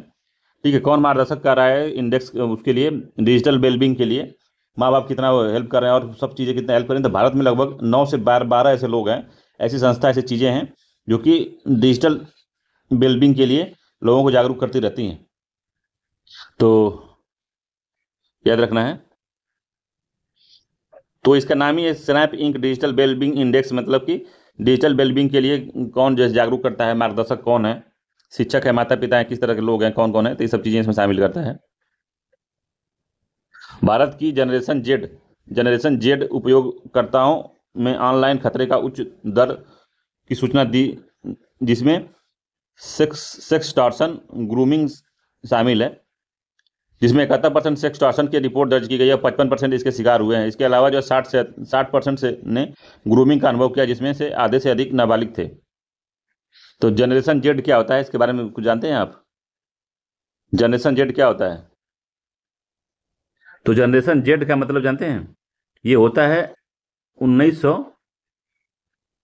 1997 से लेके 2012 के बीच में पैदा हुई जो जनसंख्या है, उसको जनरेशन जेड कहते हैं। 1997 से लेके 2012 के बीच में जो पैदा हुए हैं वो जनरेशन जेड के सामने में आते हैं। यह जनसांख्यिकी समूह जो है मिलेनियल्स के बाद आता है। जनरेशन अल्फा से पहले इसे जूनर पोस्ट मिलेनियम या आई जनरेशन भी कहा जाता है। तो ये जेड जनरेशन की विशेषता यही है, ये 1997 से 2012 के बीच पैदा जो हुए हैं उनको जनरेशन जेड कहा जाता है, याद रखना है। ठीक है, भारत में डिजिटल कल्याण में अग्रणी बनकर उभरा है और 67 का सर्वोच्च स्कोर प्राप्त किया है। भारत में डिजिटल कल्याण में अग्रणी बनकर क्यों उभरा है? तो यहाँ पे इतना लोग रोकने वाले हैं लोगों को। जैसे विदेशों में देखोगे तो कोई किसी का हेल्प नहीं करता है, बच्चा कोई अगर बिगड़ रहा है तो जान दे बिगड़ने। तो यहाँ पे तो पल पल पे लोग, अगर जिसका नुकसान हुआ वो भी समझाता है, बेटा ऐसा नहीं करो, ऐसा करो, ऐसा करना चाहिए, तुमको ये सब करना चाहिए। तो भारत में समझ लीजिए कि 9 से 12 लोग ऐसे हैं जो समझाने का प्रयास करते हैं। जो ये लिखा है कि शिक्षक और मार्गदर्शक जैसे 9 से 12 स्रोत उपलब्ध हैं भारत में युवाओं के लिए, उसके मजबूत सहायता नेटवर्क भी के लिए। ठीक है, जहां मार्गदर्शक के लिए माता पिता, शिक्षक और मार्गदर्शक जैसे 9 से 12 स्रोत उपलब्ध हैं, और जहां ऐसा नहीं है भाई, याद रखना है, ये पूरा मामला है। तो क्यूएक्स की इंटरनेशनल ट्रेड रैंकिंग आई है 2025 की। तो क्वाक वेरेली साइमंड्स क्यूएस ने 12 फरवरी 2025 को इंटरनेशनल ट्रेड रैंकिंग 2025 जारी की है। इसमें जो है एमबीए और मास्टर प्रोग्राम को रैंकिंग प्रदान की गई है। ठीक है, तो आईआईएम अहमदाबाद क्यूएस की ट्रेड रैंकिंग 2015 में भारत के शीर्ष संस्थान के रूप में जगह बनाई है। इस रैंकिंग में से 42वां स्थान प्राप्त हुआ है। तो 42वां स्थान सबसे किसका प्राप्त हुआ था? आईआईएम अहमदाबाद का हुआ है। ठीक है, वहीं भारतीय विदेशी व्यापार संस्थान जो IIFT है की रैंक जो 63 है, जो पिछले वर्ष में से इसमें गिरावट आई है। ठीक है, तो ये पूरा मामला है। यूएस इंटरनेशनल ट्रेड रैंकिंग 2025 में हिनरिच फाउंडेशन के साथ भागीदारी में जारी की गई है। ये दुनिया के शीर्ष बिजनेस प्रोग्राम्स को रैंकिंग प्रदान करता है। इस साल क्यूएस इंटरनेशनल रैंकिंग में 30 संस्थान शामिल किए गए, जिसमें यूनाइटेड किंगडम की यूनिवर्सिटी ऑफ कैम्ब्रिज पहले स्थान पे है, अमेरिका में जॉर्जिया इंस्टीट्यूट ऑफ टेक्नोलॉजी दूसरे स्थान पे, यूके की लंदन बिजनेस स्कूल तीसरे स्थान पे है। ठीक है, और एलियांस मैनचेस्टर बिजनेस स्कूल चौथे स्थान पे रहा है। ठीक है, इस साल जो है एग्जीक्यूटिव प्रोग्राम की सूची में कोई भारतीय संस्थान शामिल नहीं किया गया है। मोल्डोवा अंतर्राष्ट्रीय सौर संगठन में शामिल हो गया। तो पूछ सकता है कि हाल ही में किस देश ने अंतर्राष्ट्रीय सौर संगठन में शामिल होने की घोषणा की। तो मोल्डोवा ने 16 दिसंबर 2024 को मोल्डोवा इसमें शामिल हो गया है। वही 21 नवंबर 2024 को अर्मेनिया शामिल हुआ था, 105वां सदस्य बना था, मोल्डोवा बन गया है। मोल्डोवा 105वां सदस्य बना है किसका? तो ISA का, इंटरनेशनल अंतर्राष्ट्रीय सौर गठबंधन का सदस्य मोल्डोवा 105वां सदस्य बन गया है। ठीक है। न्यूनतम आहार विविधता संकेतक, अच्छा इसमें एक चीज देखिए कि जो ISA जो है लक्ष्य 2030 तक सौर ऊर्जा का विस्तार के लिए 100 अरब अमेरिकी डॉलर से अधिक निवेश जुटाना और प्रौद्योगिकी वित्त पोषण और सौर ऊर्जा पहल को बढ़ावा देने से संबंधित चुनौतियों का समाधान करना इसका लक्ष्य रखा गया है। 105वां देश मोल्डोवा बना है, याद रखिएगा 2024 में। ठीक है। न्यूनतम आहार विविधता, तो संयुक्त राष्ट्र सांख्यिकी आयोग ने सतत विकास लक्ष्यों की दिशा में प्रगति को ट्रैक करने के लिए न्यूनतम आहार विविधता MDD को स्वीकार किया है। ठीक है। इसका उद्देश्य 2030 तक भूखमरी, जीरो हंगर को प्राप्त करना है। यह संकेतक कुपोषण को समाप्त करने, SDG 2 जीरो हंगर को प्राप्त करने की दिशा में प्रगति को ट्रैक करने का एक महत्वपूर्ण जो पहलू को दर्शाता है। ठीक है। संयुक्त राष्ट्र अंतर्राष्ट्रीय सांख्यिकी आयोग के 56वें सत्र में स्वीकार किया गया है MDD संकेतक को। ठीक है। 4 मार्च 2025 तक न्यूयॉर्क में आयोजित किया गया था इसका। तो न्यूनतम आहार विविधता में 24 घंटे की अवधि में खाए जाने वाले पदार्थों की विविधता के मापता है। 24 घंटे में कितना विविध तरीके से लोग खाना खा रहे हैं, कौन कौन सा आहार खा रहे हैं, तो उसको मापता है कौन सा? तो न्यूनतम आहार विविधता। इसके संकेतक के अंतर्गत 10 खाद्य समूह का सेवन शामिल है, जिसमें अनाज, सफ़ेद जड़ें जैसे सलजम, चुकंदर, गाजर, चुकंदर और प्याज शामिल है। कंद, आलू, शकरकंद, केला, दालें, बीन्स, मटर, मसूर, मेवे और बीज, दूध से बने उत्पाद, मांस, मुर्गी, मछली, अंडे, हरी पत्तेदार सब्जियां, विटामिन A युक्त फल और सब्जियां, अन्य सब्जियां इसमें शामिल 10 जो है इसमें शामिल किए गए हैं। तो याद रखना है कौन ये कर रहा है? तो संयुक्त राष्ट्र सांख्यिकी आयोग इसे कर रहा है। तो न्यूनतम मिनिमम डाइवर्सिटी डाइट संकेतक जो है 10 इसमें शामिल हैं ये। ठीक है। और खाद्य एवं जो कृषि संगठन FAO द्वारा विकसित MDDW एक सरल संकेतक है। ठीक है। ये पूरा मामला है, बहुत ज़्यादा इंपॉर्टेंट नहीं है। संयुक्त राज्य अमीरात की ब्लू वीजा प्रणाली किसने जारी की है? तो पूछेगा ब्लू वीजा प्रणाली किसने जारी की है? तो ब्लू वीजा प्रणाली जो है UAE ने जारी की है। तो ब्लू वीजा प्रणाली का पहला चरण पेश किया है, जो कि पर्यावरणीय स्थिरता में योगदान देने वाले व्यक्तियों को 10 साल की रेजिडेंसी प्रदान करता है। विश्व सरकार शिखर सम्मेलन 2025 जो कि दुबई में हुई थी, ये भी इंपॉर्टेंट बात है, याद रखिएगा। विश्व सरकार शिखर सम्मेलन कहाँ हुआ था? तो विश्व सरकार शिखर सम्मेलन जो हुआ था 2025 में दुबई में हुआ था। ठीक है। दुबई में हुआ, इंपॉर्टेंट है, यही है। विश्व सरकार शिखर सम्मेलन कहाँ आयोजित हुआ? तो दुबई में हुआ। ठीक है। ब्लू वीजा पहल के उद्देश्य क्या है? तो पर्यावरणीय स्थिरता और जलवायु कार्रवाई में योगदान देने वाले व्यक्तियों को दीर्घकालिक रेजिडेंसी प्रदान करना। इस ब्लू वीजा प्रणाली के लक्षित समूहों को पर्यावरणीय नवाचार करने वाले और स्थिरता क्षेत्र के नेता होने चाहिए। अंतर्राष्ट्रीय संगठनों और गैर सरकारी संगठनों के सदस्य, पर्यावरणीय संरक्षण और कार्यरत कारपोरेट नेता, वैश्विक स्थिरता पुरस्कार प्राप्त करता, स्थिरता समाधान पर शोध करने वाले वैज्ञानिक। ब्लू वीजा प्रणाली के पहले जो है 20 स्थिरता विशेषज्ञों को वीजा मिलेगा। पात्र व्यक्ति ICP पोर्टल के माध्यम से आवेदन कर सकते हैं। UAE प्राधिकरण द्वारा नामांकित किया जा सकता है इनको। तो ये पूरा मामला है। प्रधानमंत्री मोदी की कुवैत यात्रा हो गई, तो ये बहुत इंपॉर्टेंट नहीं है। ठीक है। तो पूछेगा आपको कि मोदी जी को कुवैत का कौन सा सर्वोच्च सम्मान मिला है? सर्वोच्च सम्मान मोदी जी को कौन मिला है? तो ऑर्डर ऑफ मुबारक अल कबीर। ये किससे मिला है, कौन दिया है ये? तो ये काफ़ी इंपॉर्टेंट। अल मुबारक अल साहब ने प्रधानमंत्री के मोदी जी को औपचारिक स्वागत बयां पैलेस में 2024 में किया। मोदी जी को कुवैत के सर्वोच्च नागरिक सम्मान ऑर्डर ऑफ मुबारक अल कबीर दिया गया। कहाँ का अवार्ड है? तो ये कुवैत का अवार्ड है, इसको इंपॉर्टेंट है, यही रखिएगा याद में। ठीक है। कुवैत का अवार्ड है, यही पूछेगा अगर पूछेगा भी तो। अब इसमें क्या क्या किया गया दुबई, वहाँ कुवैत यात्रा जब किए हैं तो कब किए हैं ये? तो ये इसके बाद रखिएगा 21 से 22 दिसंबर 2024 को किया गया है। ठीक है। 1981 में इंदिरा गांधी ने इस देश की यात्रा की थी, इसके बाद जो है प्रधानमंत्री मोदी ने किया है। ठीक है। 1974 में स्थापित यह सम्मान गिने चुने वैश्विक नेताओं को दिया गया है। ठीक है। राजनीतिक, व्यापारिक, निवेश, ऊर्जा, रक्षा, सुरक्षा, स्वास्थ्य, शिक्षा, प्रौद्योगिकी, संरक्षित लोगों के बीच संबंधों की सहमति, क्षेत्र में रणनीति साझेदारी को मजबूत करने के लिए रोडमैप पर चर्चा हुई है। और कुवैत में हमारे यहाँ के जो प्रवासी मजदूर भी रहते हैं। ठीक है। प्रधानमंत्री मोदी जी ने कुवैत के अमीरों के बीच वार्ता कर 4 विभिन्न द्विपक्षीय समझौते पर सहमति पत्र पर हस्ताक्षर किया है इन्होंने। और कुवैत को के अंतर्राष्ट्रीय सौर संगठन में शामिल होने के संबंधित समझौता भी शामिल है इसमें। ठीक है। कुवैत भारत के लिए खनिज तेल का छठा बड़ा आपूर्तिकर्ता देश है। $10 अरब का 2023-24 में दोनों देशों के बीच द्विपक्षीय जो व्यापार हुआ है। ठीक है, ये पूरा मामला है। 8वां हिंद महासागर सम्मेलन कहाँ पे हुआ है?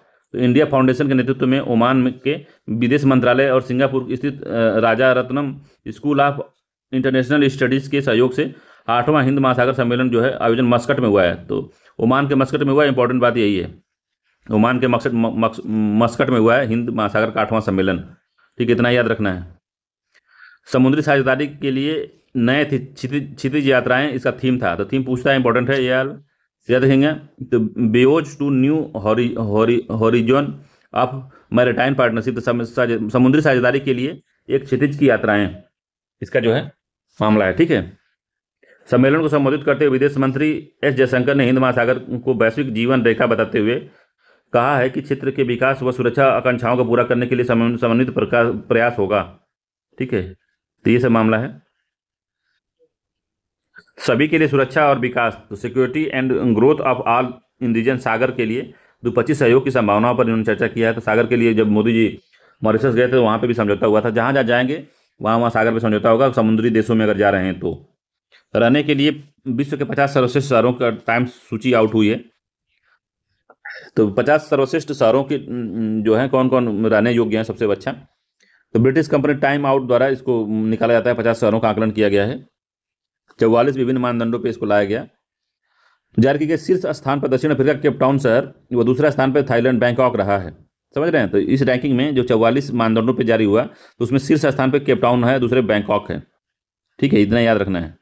तो रैंक 2025 में रहने के लिए केप टाउन नंबर 1 दक्षिण अफ्रीका, बैंकॉक थाईलैंड है, New York America, Melbourne Australia, London UK, new Orleans America, Mexico city Mexico, Porto पुर्तगाल, संघाई चीन, कोपेनहेगन डेनमार्क, ये रहने के लिए सबसे महत्वपूर्ण है। 2025 में रहने के लिए विश्व में 50 शहरों की टाइम्स आउट रैंकिंग में भारत का केवल एक शहर मुंबई शामिल है।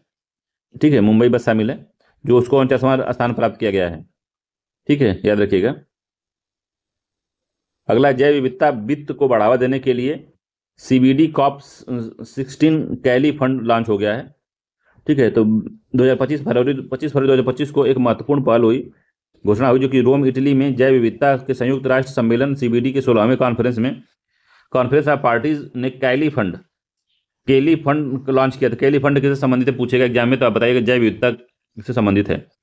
तो अंतर्राष्ट्रीय कोष उस निजी कंपनियों से वित्तीय योगदान प्राप्त करेगा जो अपने उद्योगों के आनुवंशिक जेनेटिक डेटा का उपयोग करती है ताकि जैव विविधता संरक्षण प्रयासों में सक्रिय रूप से भाग ले सके। कैली फंड एक वैश्विक वित्तीय तंत्र है। इसका उपयोग जो संरक्षण परियोजनाओं के वैज्ञानिक अनुसंधान और स्वदेशी समुदाय की सुरक्षा के लिए किया जाएगा, जो कि प्राकृतिक परिस्थिति के तंत्र को रक्षा करेगा।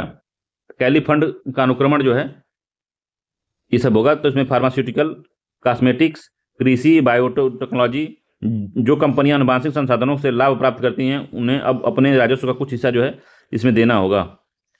तो डिजिटल सीक्वेंसिंग इंफॉर्मेशन, तो डिजिटल अनुक्रमण जानकारी जो है आनुवंशिक अनुक्रमणों को डिजिटली स्वरूप में संग्रहित करने की प्रक्रिया है। इसका उपयोग दवा निर्माण, जैव अभियांत्रिकी और कृषि नवाचारों के लिए किया जाता है। कैली फंड का प्रबंधन UNDP और यूनेप कर रहा है। तो ये इंपॉर्टेंट बात है। कैली फंड का प्रबंधन UNDP और यूनेप द्वारा किया जाएगा, जबकि मल्टी पार्टनर ट्रस्ट फंड प्रशासनिक कार्यों की देखरेख करेगा। चीन के कृत्रिम सूर्य ने परमाणु संलयन में बनाया नया कीर्तिमान। तो चीन का जो है कृत्रिम सूर्य के लिए चीन के कृत्रिम सूर्य ने परमाणु संलयन में बनाया रिकॉर्ड। तो बस कुछ नहीं याद रखना है, पूछेगा बस इतना, आपको इतना ज़्यादा डिटेल में नहीं पूछेगा। वो पूछेगा कि चीन का सूर्य का क्या नाम है, तो टोकामक नाम है इसका। East experimental advance super conducting tokamak नाम है इसका, इंपॉर्टेंट है। टोकामक कृत्रिम सूर्य है के रूप में जाने के लिए 1066 सेकेंड तक प्लाज्मा को 1000 मिलियन डिग्री सेल्सियस पर बनाए रखने का एक नया विश्व रिकॉर्ड इसने शामिल कर लिया। ठीक है, तो बस इतना रखना है। टोकामक क्या है, तो टोकामक जो है कृत्रिम सूर्य है। ठीक है, हेलेन पासपोर्ट इंडेक्स में भारत की रैंकिंग पर देख लीजिए कितना है। भारत की रैंकिंग कितना है, 119 देशों के पासपोर्ट में 227 विभिन्न गंतव्यों के लिए 2025 में रैंकिंग जारी की गई। तो 199 देश शामिल हैं इसमें। नवीन रैंकिंग में भारतीय जो पासपोर्ट की रैंकिंग है 5वें स्थान की गिरावट आई है, जो कि 2024 में भारतीय रैंकिंग में भारतीय पासपोर्ट रैंकिंग 80 थी तथा वीजा जो 62वें देश के गंतव्य की यात्रा की जा सकती थी। ठीक है, याद रखिए कि नवीन रैंकिंग में भारतीय पासपोर्ट की रैंकिंग में 5 स्थान की गिरावट आई है। पिछले वर्ष 2024 की रैंकिंग में भारतीय पासपोर्ट की रैंकिंग 80 थी तथा वीजा के बिना 62 देशों की यात्रा की जा सकती थी। 2025 में यह रैंकिंग 85 हो गई है गिर के। अब यह 57 गंतव्यों में तक ही वीजा की फ्री यात्रा क्षमता को दर्शाती है, वीजा फ्री यात्रा को 57 देशों की। ठीक है, तो 85 रैंक है, याद रखिएगा। सिंगापुर जो है 195 देशों में वीजा रहित घूम सकता है, नंबर 1 पे है। जापान दूसरे पे 193 देश। फिनलैंड, फ्रांस, जर्मनी, इटली, दक्षिण कोरिया, स्पेन जो है 192 स्थान, 192 देशों में घूम सकते हैं free visa. Australia, Denmark, Ireland, Luxembourg, Netherland, Norway, Sweden, ये 191 देशों में घूम सकते हैं। इस तरह से भारत केवल कितने देशों में घूम सकता है फ्री में? 57 देशों के गंतव्यों में फ्री वीजा जा सकता है। ठीक है, वीजा के बिना। ठीक, सबसे निचले रैंकिंग तो आप 106 रैंक 106 है अफगानिस्तान की 26 देशों में, 105 सीरिया है, 104 इराक है, 103 पाकिस्तान, यमन है, सोमालिया सबसे खत्म है 35, सबसे खत्म अफगानिस्तान है। ठीक है, भारत और पड़ोसी देशों के बीच वीजा की रैंकिंग चीन की है 60 है, भारत 85 है, भूटान 90 है। ठीक है, म्यांमार जो है 46 है, बांग्लादेश 40 है, नेपाल 39 है, पाकिस्तान सबसे कम पाकिस्तान वाले जा सकते हैं कहीं। G20 का 19वां शिखर सम्मेलन कहाँ हुआ है? तो G20 का जो 19वां शिखर सम्मेलन हुआ है ब्राजील के रियो डी जेनेरियो में 18 से 19 नवंबर की 2024 में हुआ है। यह पहला ही अवसर था जब इस समूह शिखर सम्मेलन ब्राजील में हुआ। इसका पूर्व पिछला 18वां संस्करण सम्मेलन 2023 में भारत में हुआ था। तो ब्राजील में हुआ है, याद रखिएगा। ब्राजील के राष्ट्रपति लुइज इनासियो लूडा डा सिल्वा की अध्यक्षता में ये हुआ था। तो याद रखना है कि G20 का 19वां संस्करण कहाँ हुआ है, तो आप उसको सीधे बताएंगे कि ये जो हुआ है ब्राजील में हुआ है, बस। ठीक है, अगला न्यायसंगत विश्व एवं टिकाऊ ग्रह निर्माण, तो building of just world and sustainable planet. तो न्यायसंगत विश्व एवं टिकाऊ ग्रह का निर्माण जो है, building just world and sustainable planet था इसका जो थीम थी। तो थीम इसका इंपॉर्टेंट याद रखिएगा, थीम पूछेगा इसका मोटो क्या था? मोटो इसका था कि न्यायसंगत विश्व एवं टिकाऊ ग्रह का निर्माण, इसका वो था। ठीक है, मोटो था इसका। तो इस सम्मेलन में भारत के प्रतिनिधि प्रधानमंत्री मोदी ने किया। पूर्व अध्यक्ष होने के नाते वर्तमान अध्यक्ष ब्राजील के आगामी अध्यक्ष दक्षिण अफ्रीका के साथ भारत G20 की ट्राइका की भूमिका निभाया है। ठीक है, तो अगला किसके साथ है? तो अफ्रीका के साथ है। अफ्रीका जो है यहाँ बैठेगा, अध्यक्ष अफ्रीका रहेगा, याद रखिएगा। ठीक है, ये पूरा मामला था। तो सिल्वा ने विभिन्न मुद्दे पर चर्चा की। अतिरिक्त भूख व गरीबी के विरुद्ध वैश्विक गठबंधन global alliance against hunger and poverty की अपनी पहल की आधारित शुरुआत करते हुए बताया कि भूख ऐसी दुनिया में अस्वीकार्य है जहां पे प्रति वर्ष 400 मिलियन टन भोजन का उत्पादन होता है। तो भूख global alliance against hunger and poverty किस संस्था ने जारी किया है? तो याद रखें G20 ने जारी किया है। ठीक है, तो उनके भाषण के अन्य बिंदुओं में विकसित देशों से अधिक जवाबदेही की मांग तथा संयुक्त राष्ट्र जलवायु परिवर्तन परिषद के गठन का प्रस्ताव भी इसमें शामिल था। ठीक है, तो 19 नवंबर को सम्मेलन के sustainable development and energy transition सत्र को भारतीय प्रधानमंत्री ने संबोधित किया। ठीक, ऐसे में रियो डी जेनेरियो घोषणा पत्र जारी हुआ। तो बिना दोषारोपण युद्ध की निंदा और शांति का आह्वान के लिए रियो डी जेनेरियो घोषणा पत्र जारी किया गया इसमें, जिसमें फिलिस्तीन के आत्मसमर्पण के अधिकार की पुष्टि करते हुए द्विराष्ट्र समाधान के लिए प्रतिबद्धता को दोहराई गई है इसमें। ठीक है, और अगला इसमें है कि अरबपतियों पर ग्लोबल टैक्स का आह्वान भी इसमें शामिल था। अरबपतियों पर ग्लोबल टैक्स एक लगे, तो इसकी मांग भी इसमें G20 में की गई है। ठीक है, अगला अफ्रीका दक्षिण अफ्रीका, जो 20वां शिखर सम्मेलन 2025 में दक्षिण अफ्रीका में होगा। तो 20वां कहाँ होगा? तो दक्षिण अफ्रीका में होगा। 18वां कहाँ हुआ? तो भारत में हुआ। 19वां कहाँ हुआ? तो 19वां हुआ ब्राजील में, रियो डी जेनेरियो में। ठीक है, तो मोदी जी नाइजीरिया और गुयाना की यात्रा किए हैं। नाइजीरिया गुयाना की यात्रा, प्रधानमंत्री मोदी एक उच्च स्तरीय शिष्टमंडल के साथ में 16 से 21 नवंबर के बीच में नाइजीरिया, ब्राजील, G20 में हिस्सेदारी और गुयाना की यात्रा की है इन्होंने। ठीक है, तो प्रधानमंत्री मोदी नाइजीरिया की यात्रा कर रहे थे। नाइजीरिया के राष्ट्रपति बोला अहमद टिनुबू के नियंत्रण पर नाइजीरिया पहुंचे प्रधानमंत्री श्री मोदी का भव्य स्वागत हुआ वहां पे। ठीक है। और अबूजा में एक भव्य समारोह में देश का दूसरा बड़ा नागरिक सम्मान grand commander of the order of niger, grand commander of the order of niger इनको दिया गया मोदी जी को। ठीक है, यही इंपॉर्टेंट है और कोई ज़्यादा इंपॉर्टेंट नहीं है। पूछ सकता है कि मोदी जी ने किन देशों की यात्रा की है। नाइजीरिया, गुआना भी इसमें शामिल है, इस बात को याद रखिएगा। ठीक है। और दोनों नेताओं ने वैश्विक दक्षिण ग्लोबल साउथ की आकांक्षाओं को पूरा करने की दिशा में अपनी प्रतिबद्धता को दोहराई है। आतंकवाद, समुद्री डकैती और कट्टरपंथी जैसे चरम चुनौतीपूर्ण मुद्दों के खिलाफ मिलकर लड़ने की सहमति पर वार्ता की है। वार्ता के दौरान प्रधानमंत्री मोदी जी ने बाढ़ प्रभावित नाइजीरिया लोगों की मदद के लिए 20 टन राहत सामग्री भारत से भेजने की घोषणा की। इन्होंने सांस्कृतिक आदान प्रदान, सीमा शुल्क सहयोग के क्षेत्र में 3 जो है MOU पे साइन हुए। ठीक, गुयाना यात्रा की, गुयाना तो 19 से 21 नवंबर के बीच में मोदी जी गुयाना की यात्रा की है, जो 56 वर्ष के अंतराल के पश्चात में किसी भारतीय प्रधानमंत्री की गुयाना यात्रा थी। तो 56 वर्ष के बाद जो है मोदी जी गए थे। जॉर्ज टाउन में उनका स्वागत मेजबान राष्ट्रपति डॉक्टर मोहम्मद इरफान अली ने किया। ठीक है। हवाई अड्डे पहुंचने पर उनकी आगामी बारडोसा प्रधानमंत्री मियां ओमर मोटाली तथा ग्रेनेडा के प्रधानमंत्री डिकोनो मिशेल ने भारतीय समुदाय के लोगों के साथ की। ठीक है। तो भारत कैरिकॉम शिखर सम्मेलन, तो इंडिया कैरिकॉम समिट की सह अध्यक्षता कैरिकॉम अध्यक्ष डीकेन मिशेल के साथ ग्रेडेन के प्रधानमंत्री ने की थी के साथ की। गुयाना के राष्ट्रपति व ग्रेडेन के प्रधानमंत्री ने के अतिरिक्त डोमिनिका के राष्ट्रपति, सूरीनाम के राष्ट्रपति और त्रिनिडाड टोबैगो, बारबाडोस, एंटीगुआ, एंटा बरमूडा, सेंटा लूसिया, सेंट विसेटन, बहामास के प्रधानमंत्री तथा बेलीज, जमैका के सेंट किट्स एंड निवेसी के वित्त मंत्री भी शिखर सम्मेलन में उपस्थित रहे। ठीक है। तो इससे पूर्व स्टेट ऑफ हाउस में आयोजित समारोह के दौरान गुयाना के जो राष्ट्रपति डॉक्टर मोहम्मद इरफान अली ने प्रधानमंत्री जी को अपने देश के सर्वोच्च सम्मान द ऑर्डर ऑफ एक्सीलेंस से सम्मानित किया। तो द ऑर्डर ऑफ एक्सीलेंस से भी सम्मानित किया किसने, तो गुयाना ने किया है। ठीक है, याद रखना है, ये सब मामला है। ग्लोबल फायर पावर रैंकिंग जारी हुई है। तो ग्लोबल फायर पावर में सेनाओं की क्षमताओं का आकलन करने वाली अंतर्राष्ट्रीय सामरिक अध्ययन संस्था IISS द्वारा फरवरी 2025 को जारी रिपोर्ट के अनुसार 2024 में वैश्विक रक्षा पर $2.46 ट्रिलियन तक खर्च पहुंच गया है इसका। ठीक है। 2023 के 2.24 ट्रिलियन की तुलना में इसमें वृद्धि को दर्शाता है। ठीक है। तो वैश्विक GDP के पक्ष में रक्षा पर खर्च का औसतन कितना है, तो 1.9% खर्चा हो रहा है। रक्षा वैश्विक GDP निकालें और उसमें सबका रक्षा का जोड़ दें तो 1.9% जो है सिर्फ रक्षा पे खर्चा हो जा रहा है।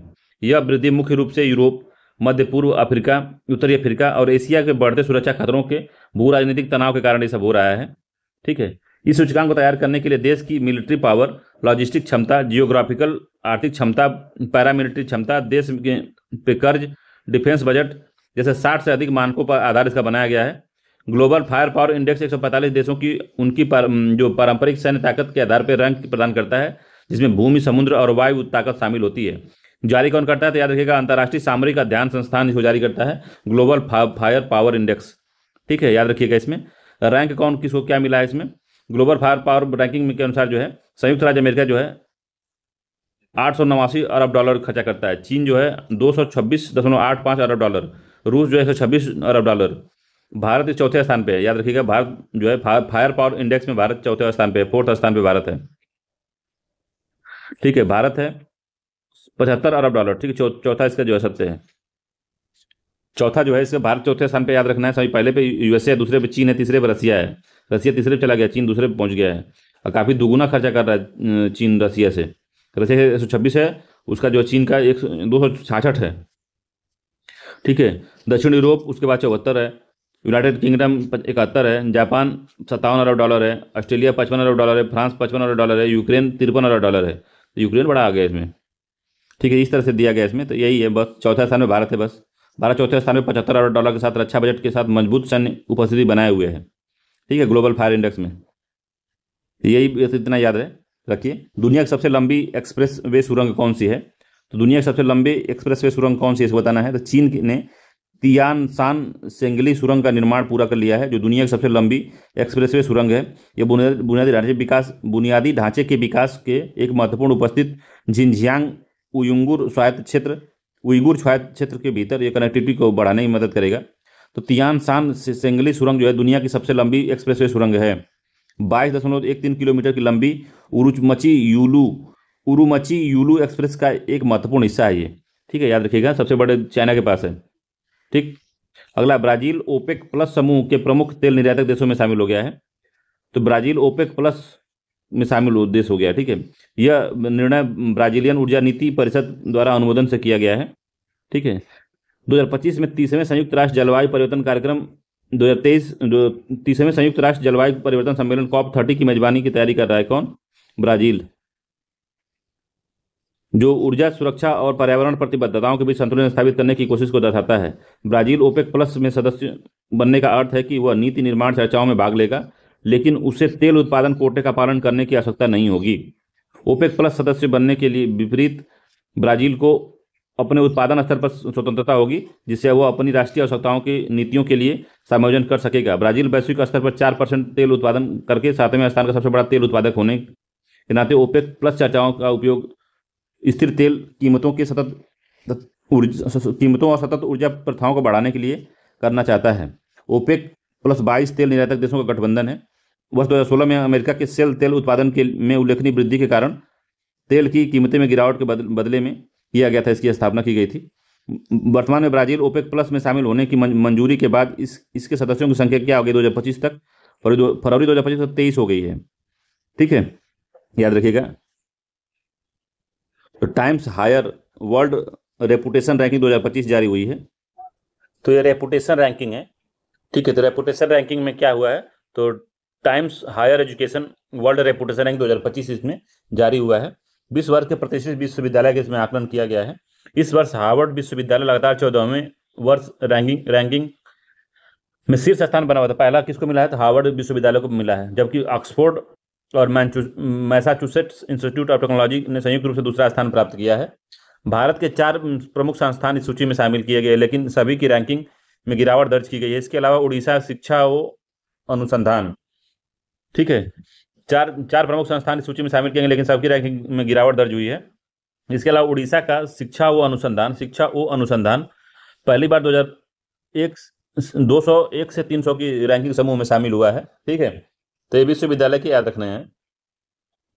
तो भारतीय विश्वविद्यालय में कौन प्रदर्शन किया? बढ़िया, तो भारतीय विज्ञान अनुसंधान IISc बेंगलोर ने किया है। ठीक है, और कौन है? अब जो है 2001 से 201 से 300 बैंड में आ गया है। IIT दिल्ली 151 से 175 बैंड से गिरकर 201 से 300 के बीच में पहुंच गया है। IIT मद्रास 176 से 200 बैंड से नीचे गिर गया है, 201 से 300 बैंड में आ गया है। IIT बॉम्बे जो पहले 151 से 157 में था, अब वो भी नीचे चला गया है। ठीक है, भुवनेश्वर के पहली बार जो है ये आया है शिक्षाओं अनुसंधान, ये 201 से 300 के बीच में आ गया है। रैंकिंग के कुछ 6 मानदंड उपयोग किए गए थे। रैंकिंग बनाने में 6 मानदंडों का प्रयोग किया गया था। कौन कौन? तो अनुसंधान में अकादमिक प्रतिष्ठान, शिक्षा में उत्कृष्टता की प्रतिष्ठा, संस्थान के अनुसंधान की सीधी तुलना, तो ये सब चीज़ें में शामिल की गई थी। दुनिया के सबसे शक्तिशाली 100 महिलाओं की सूची में निकाला गया है। दुनिया की प्रतिष्ठित पत्रिका फोर्ब्स ने साल 24 का 100 शक्तिशाली महिलाओं की सूची निकाली है, फरवरी 2025 में जारी हुई, जिसमें 3 भारतीय महिलाएं शामिल हैं, लेकिन शीर्ष 10 में भारत की एक भी महिला नहीं है। सूची में व्यापार, मनोरंजन, राजनीति, सामाजिक काम और नीति निर्माण जैसे क्षेत्रों में प्रभावशाली महिलाओं को रैंकिंग दी गई है। ठीक है, फोर्ब्स की टॉप 10 सूची में शीर्ष पर उर्सुला वान डे लेयन है को रखा गया है, जो यूरोपीय आयोग के अध्यक्ष हैं। तो उर्सुला वान डेर लेयन जो है यूरोपियन आयोग के अध्यक्ष हैं, वे पिछले 14 सालों से इस पद पर हैं। दूसरे नंबर पर यूरोपीय सेंट्रल बैंक की क्रिस्टीना लेगार्ड हैं। ठीक है, 2019 में बैंक की चेयरमैन बनी थी, तब से ये दूसरे पे हैं ये। ठीक है, कभी नंबर 1 कभी दूसरे पे रहती हैं। ठीक है, लिस्ट तीसरे नंबर पर जॉर्जिया मेलोनी है। ठीक है, इटली की प्रधानमंत्री हैं ये। नंबर 4 पे हैं राष्ट्रपति हैं कहाँ की? मैक्सिको की क्लाउडिया शिनबान है। ठीक है, भारत कहाँ है? भारत देख लेते हैं। तो फोर्ब्स 2024 की ताकतवर महिलाओं में सूची में भारत के 28वें नंबर पर वित्त मंत्री निर्मला सीतारमण को रखा गया है, 28वें नंबर पे हैं। ठीक है, पहली बार पूर्ण काल के लिए वित्त मंत्रालय की जिम्मेदारी सौंपी गई थी। जून 2019 में इनको पहली बार जो है वित्त मंत्रालय सौंपा गया था। नरेंद्र मोदी की सरकार में लगातार तीसरी बार वित्त मंत्री बनने के बाद निर्मला सीतारमण के ऊपर भारत की $4 ट्रिलियन अर्थव्यवस्था को संभालने की जिम्मेदारी है। ठीक है। 21वें स्थान पे रोशनी नादर मल्होत्रा हैं। रोशनी जो है भारत के अग्रणी आईटी कंपनी HCL टेक्नोलॉजी की अध्यक्ष हैं। HCL की है। ठीक है।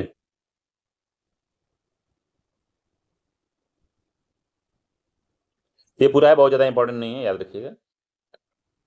अगला, मेटा की सबसे लंबी सब सी केबल परियोजना वाटर वर्थ। मेटा कंपनी है, फेसबुक जिसका है। मेटा की सबसे लंबी सब सी केबल परियोजना वाटर वर्थ। तो सोशल मीडिया प्लेटफॉर्म मेटा ने AI संचालित सब सी केबल अवसंरचना के साथ वैश्विक कनेक्टिविटी बढ़ावा देने के लिए प्रोजेक्ट वाटर वर्थ की घोषणा 2025 में की है। फेसबुक इंस्टाग्राम मूल कंपनी मेटा के प्रोजेक्ट वाटर वर्थ का उद्देश्य दुनिया की सबसे लंबी उच्च क्षमता वाली सब सी केबल प्रणाली स्थापित करने के लिए वैश्विक डिजिटल बुनियादी ढांचा बढ़ाना है, जो पृथ्वी की परिधि से भी अधिक लंबी किलोमीटर की है। ठीक है। 50,000 किलोमीटर लंबी है भाई ये पृथ्वी की परिधि से भी लंबी है।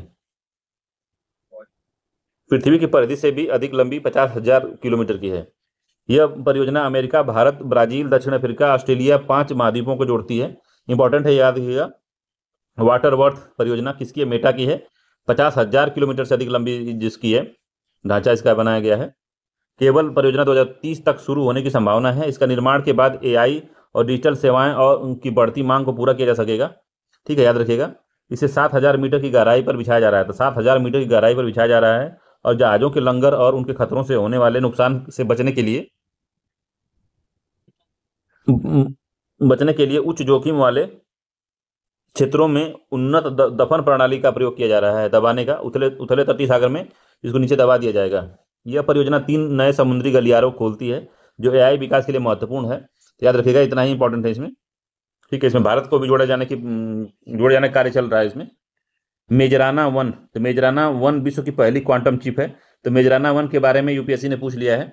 UPSC में क्वेश्चन आया था इस बार मेजराना 1 के बारे में।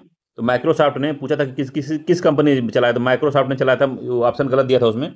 माइक्रोसॉफ्ट ने फरवरी 2025 में मेजराना 1 नामक एक चिप प्रस्तुत की है, जो कि टोपोलॉजिकल कोर आर्किटेक्चर द्वारा संचालित विश्व की पहली क्वांटम चिप है, जिसका उद्देश्य क्वांटम कंप्यूटिंग में क्रांति लानी है। मेजराना 1 पहला क्वांटम चिप है जो टोपोलॉजिकल सुपरकंडक्टर का उपयोग करना है। यह पारंपरिक ठोस, तरल, गैसीय अवस्थाओं से अलग नई टोपोलॉजी अवस्था बनाता है। ठीक है। यह इंडिया आर्सेनाइड अर्धचालक और एल्युमिनियम अतिचालक से बना है, जो क्वांटम स्थिरता को प्रदर्शन में सुधार करता है। यह चिप मेजराना फर्मियम पर आधारित होता है। तो याद रखिएगा, माइक्रोसॉफ्ट ने इसको बनाया है, क्वांटम चिप है, यही इतना ही पूछा था उसने। ठीक है। ये बहुत इंपॉर्टेंट है। यह माइक्रोप्लास्टिक के विघटन, स्व उपचार, सेल्फ हीलिंग मटेरियल के निर्माण, स्वास्थ्य देखभाल समाधान में सुधार एवं जटिल रासायनिक पदार्थों के विज्ञान से जुड़ी समस्याओं के समाधान में मदद कर सकता है। ठीक है। याद इंपॉर्टेंट है, याद रखिएगा। यूके के चागोस द्वीप समूह को मॉरिशस को सौंपने पर सहमति जताई। तो यूके ने चागोस द्वीप को मॉरिशस को सौंपने की जो है जता दी है इच्छा। तो बस इतना याद रखिए कि चागोस द्वीप किस महासागर में है। तो चागोस द्वीप की संप्रभुता भी है। ब्रिटेन या यूके ने चागोस जो द्वीप की संप्रभुता मॉरिशस को सौंपने पर 4 अक्टूबर 2024 को सहमति जताई है, जिससे यूनाइटेड किंगडम के अंतिम अफ्रीकी उपनिवेश पर लंबे समय से चल रहा विवाद जो है समाप्त हो जाएगा। तभी चागोस द्वीप पे यूके का वो है, वर्चस्व है, या उसका संप्रभुता उसकी है। अभी उसको जो है मॉरिशस को देने की बात की जा रही है। हाल ही में अंतर्राष्ट्रीय न्यायालय ICI ने इंटरनेशनल कोर्ट अंतर्राष्ट्रीय न्यायालय ने फैसला सुनाया था कि ब्रिटेन मॉरिशस को स्वतंत्रता देने से पहले चागोस द्वीप को अवैध रूप से मॉरिशस से अलग कर दिया था। यह समझौता 13 दौर की वार्ता के बाद संपन्न हुआ है। वार्ता 2022 से शुरू हुई थी। ठीक है। याद रखिएगा, हिंद महासागर में है वो। तो ये देखिए, मॉरिशस को स्वतंत्रता मिलने से 3 साल पहले ब्रिटिश हिंद महासागर क्षेत्र की स्थापना के लिए 1960 से 1970 के दशक में ब्रिटेन ने चागोस को निष्कासित कर दिया था, चागोसियों को निष्कासित कर दिया था, जिससे मानवता के खिलाफ अपराध करार दिया गया था। ठीक है। तो ये बात है। चागोस कहाँ? हिंद महासागर में, याद रखिएगा। 1970 के दशक में शुरुआत में सबसे बड़े द्वीप डियागो गार्सिया पर एयरबेस बनाने के लिए लगभग 2000 निवासियों को जबरन मॉरिशस और सेशेल्स में स्थानांतरित कर दिया गया था। द्वीप को यूके ने 1966 में संयुक्त राज्य अमेरिका को पट्टे पर दे दिया था। ठीक है, तो ये चागोस है। चागोस द्वीप को मॉरिशस को वापस देने के बाद डिएगो गार्सिया की संप्रभुता 99 वर्ष की अवधि के लिए ब्रिटेन और अमेरिका के पास बरकरार रखी गई है। तो ये पूरा मामला हुआ है अंतर्राष्ट्रीय संबंधों में। ठीक है, अब आर्थिक घटनाओं की वार्षिकी क्या है इसको भी हम थोड़ा देख लेंगे। आर्थिक घटनाएं तो इसमें आ रहा है हमारा केंद्रीय बजट। तो केंद्रीय बजट हमने देख लिया है, अलग से वीडियो में केंद्रीय बजट को देखा गया है।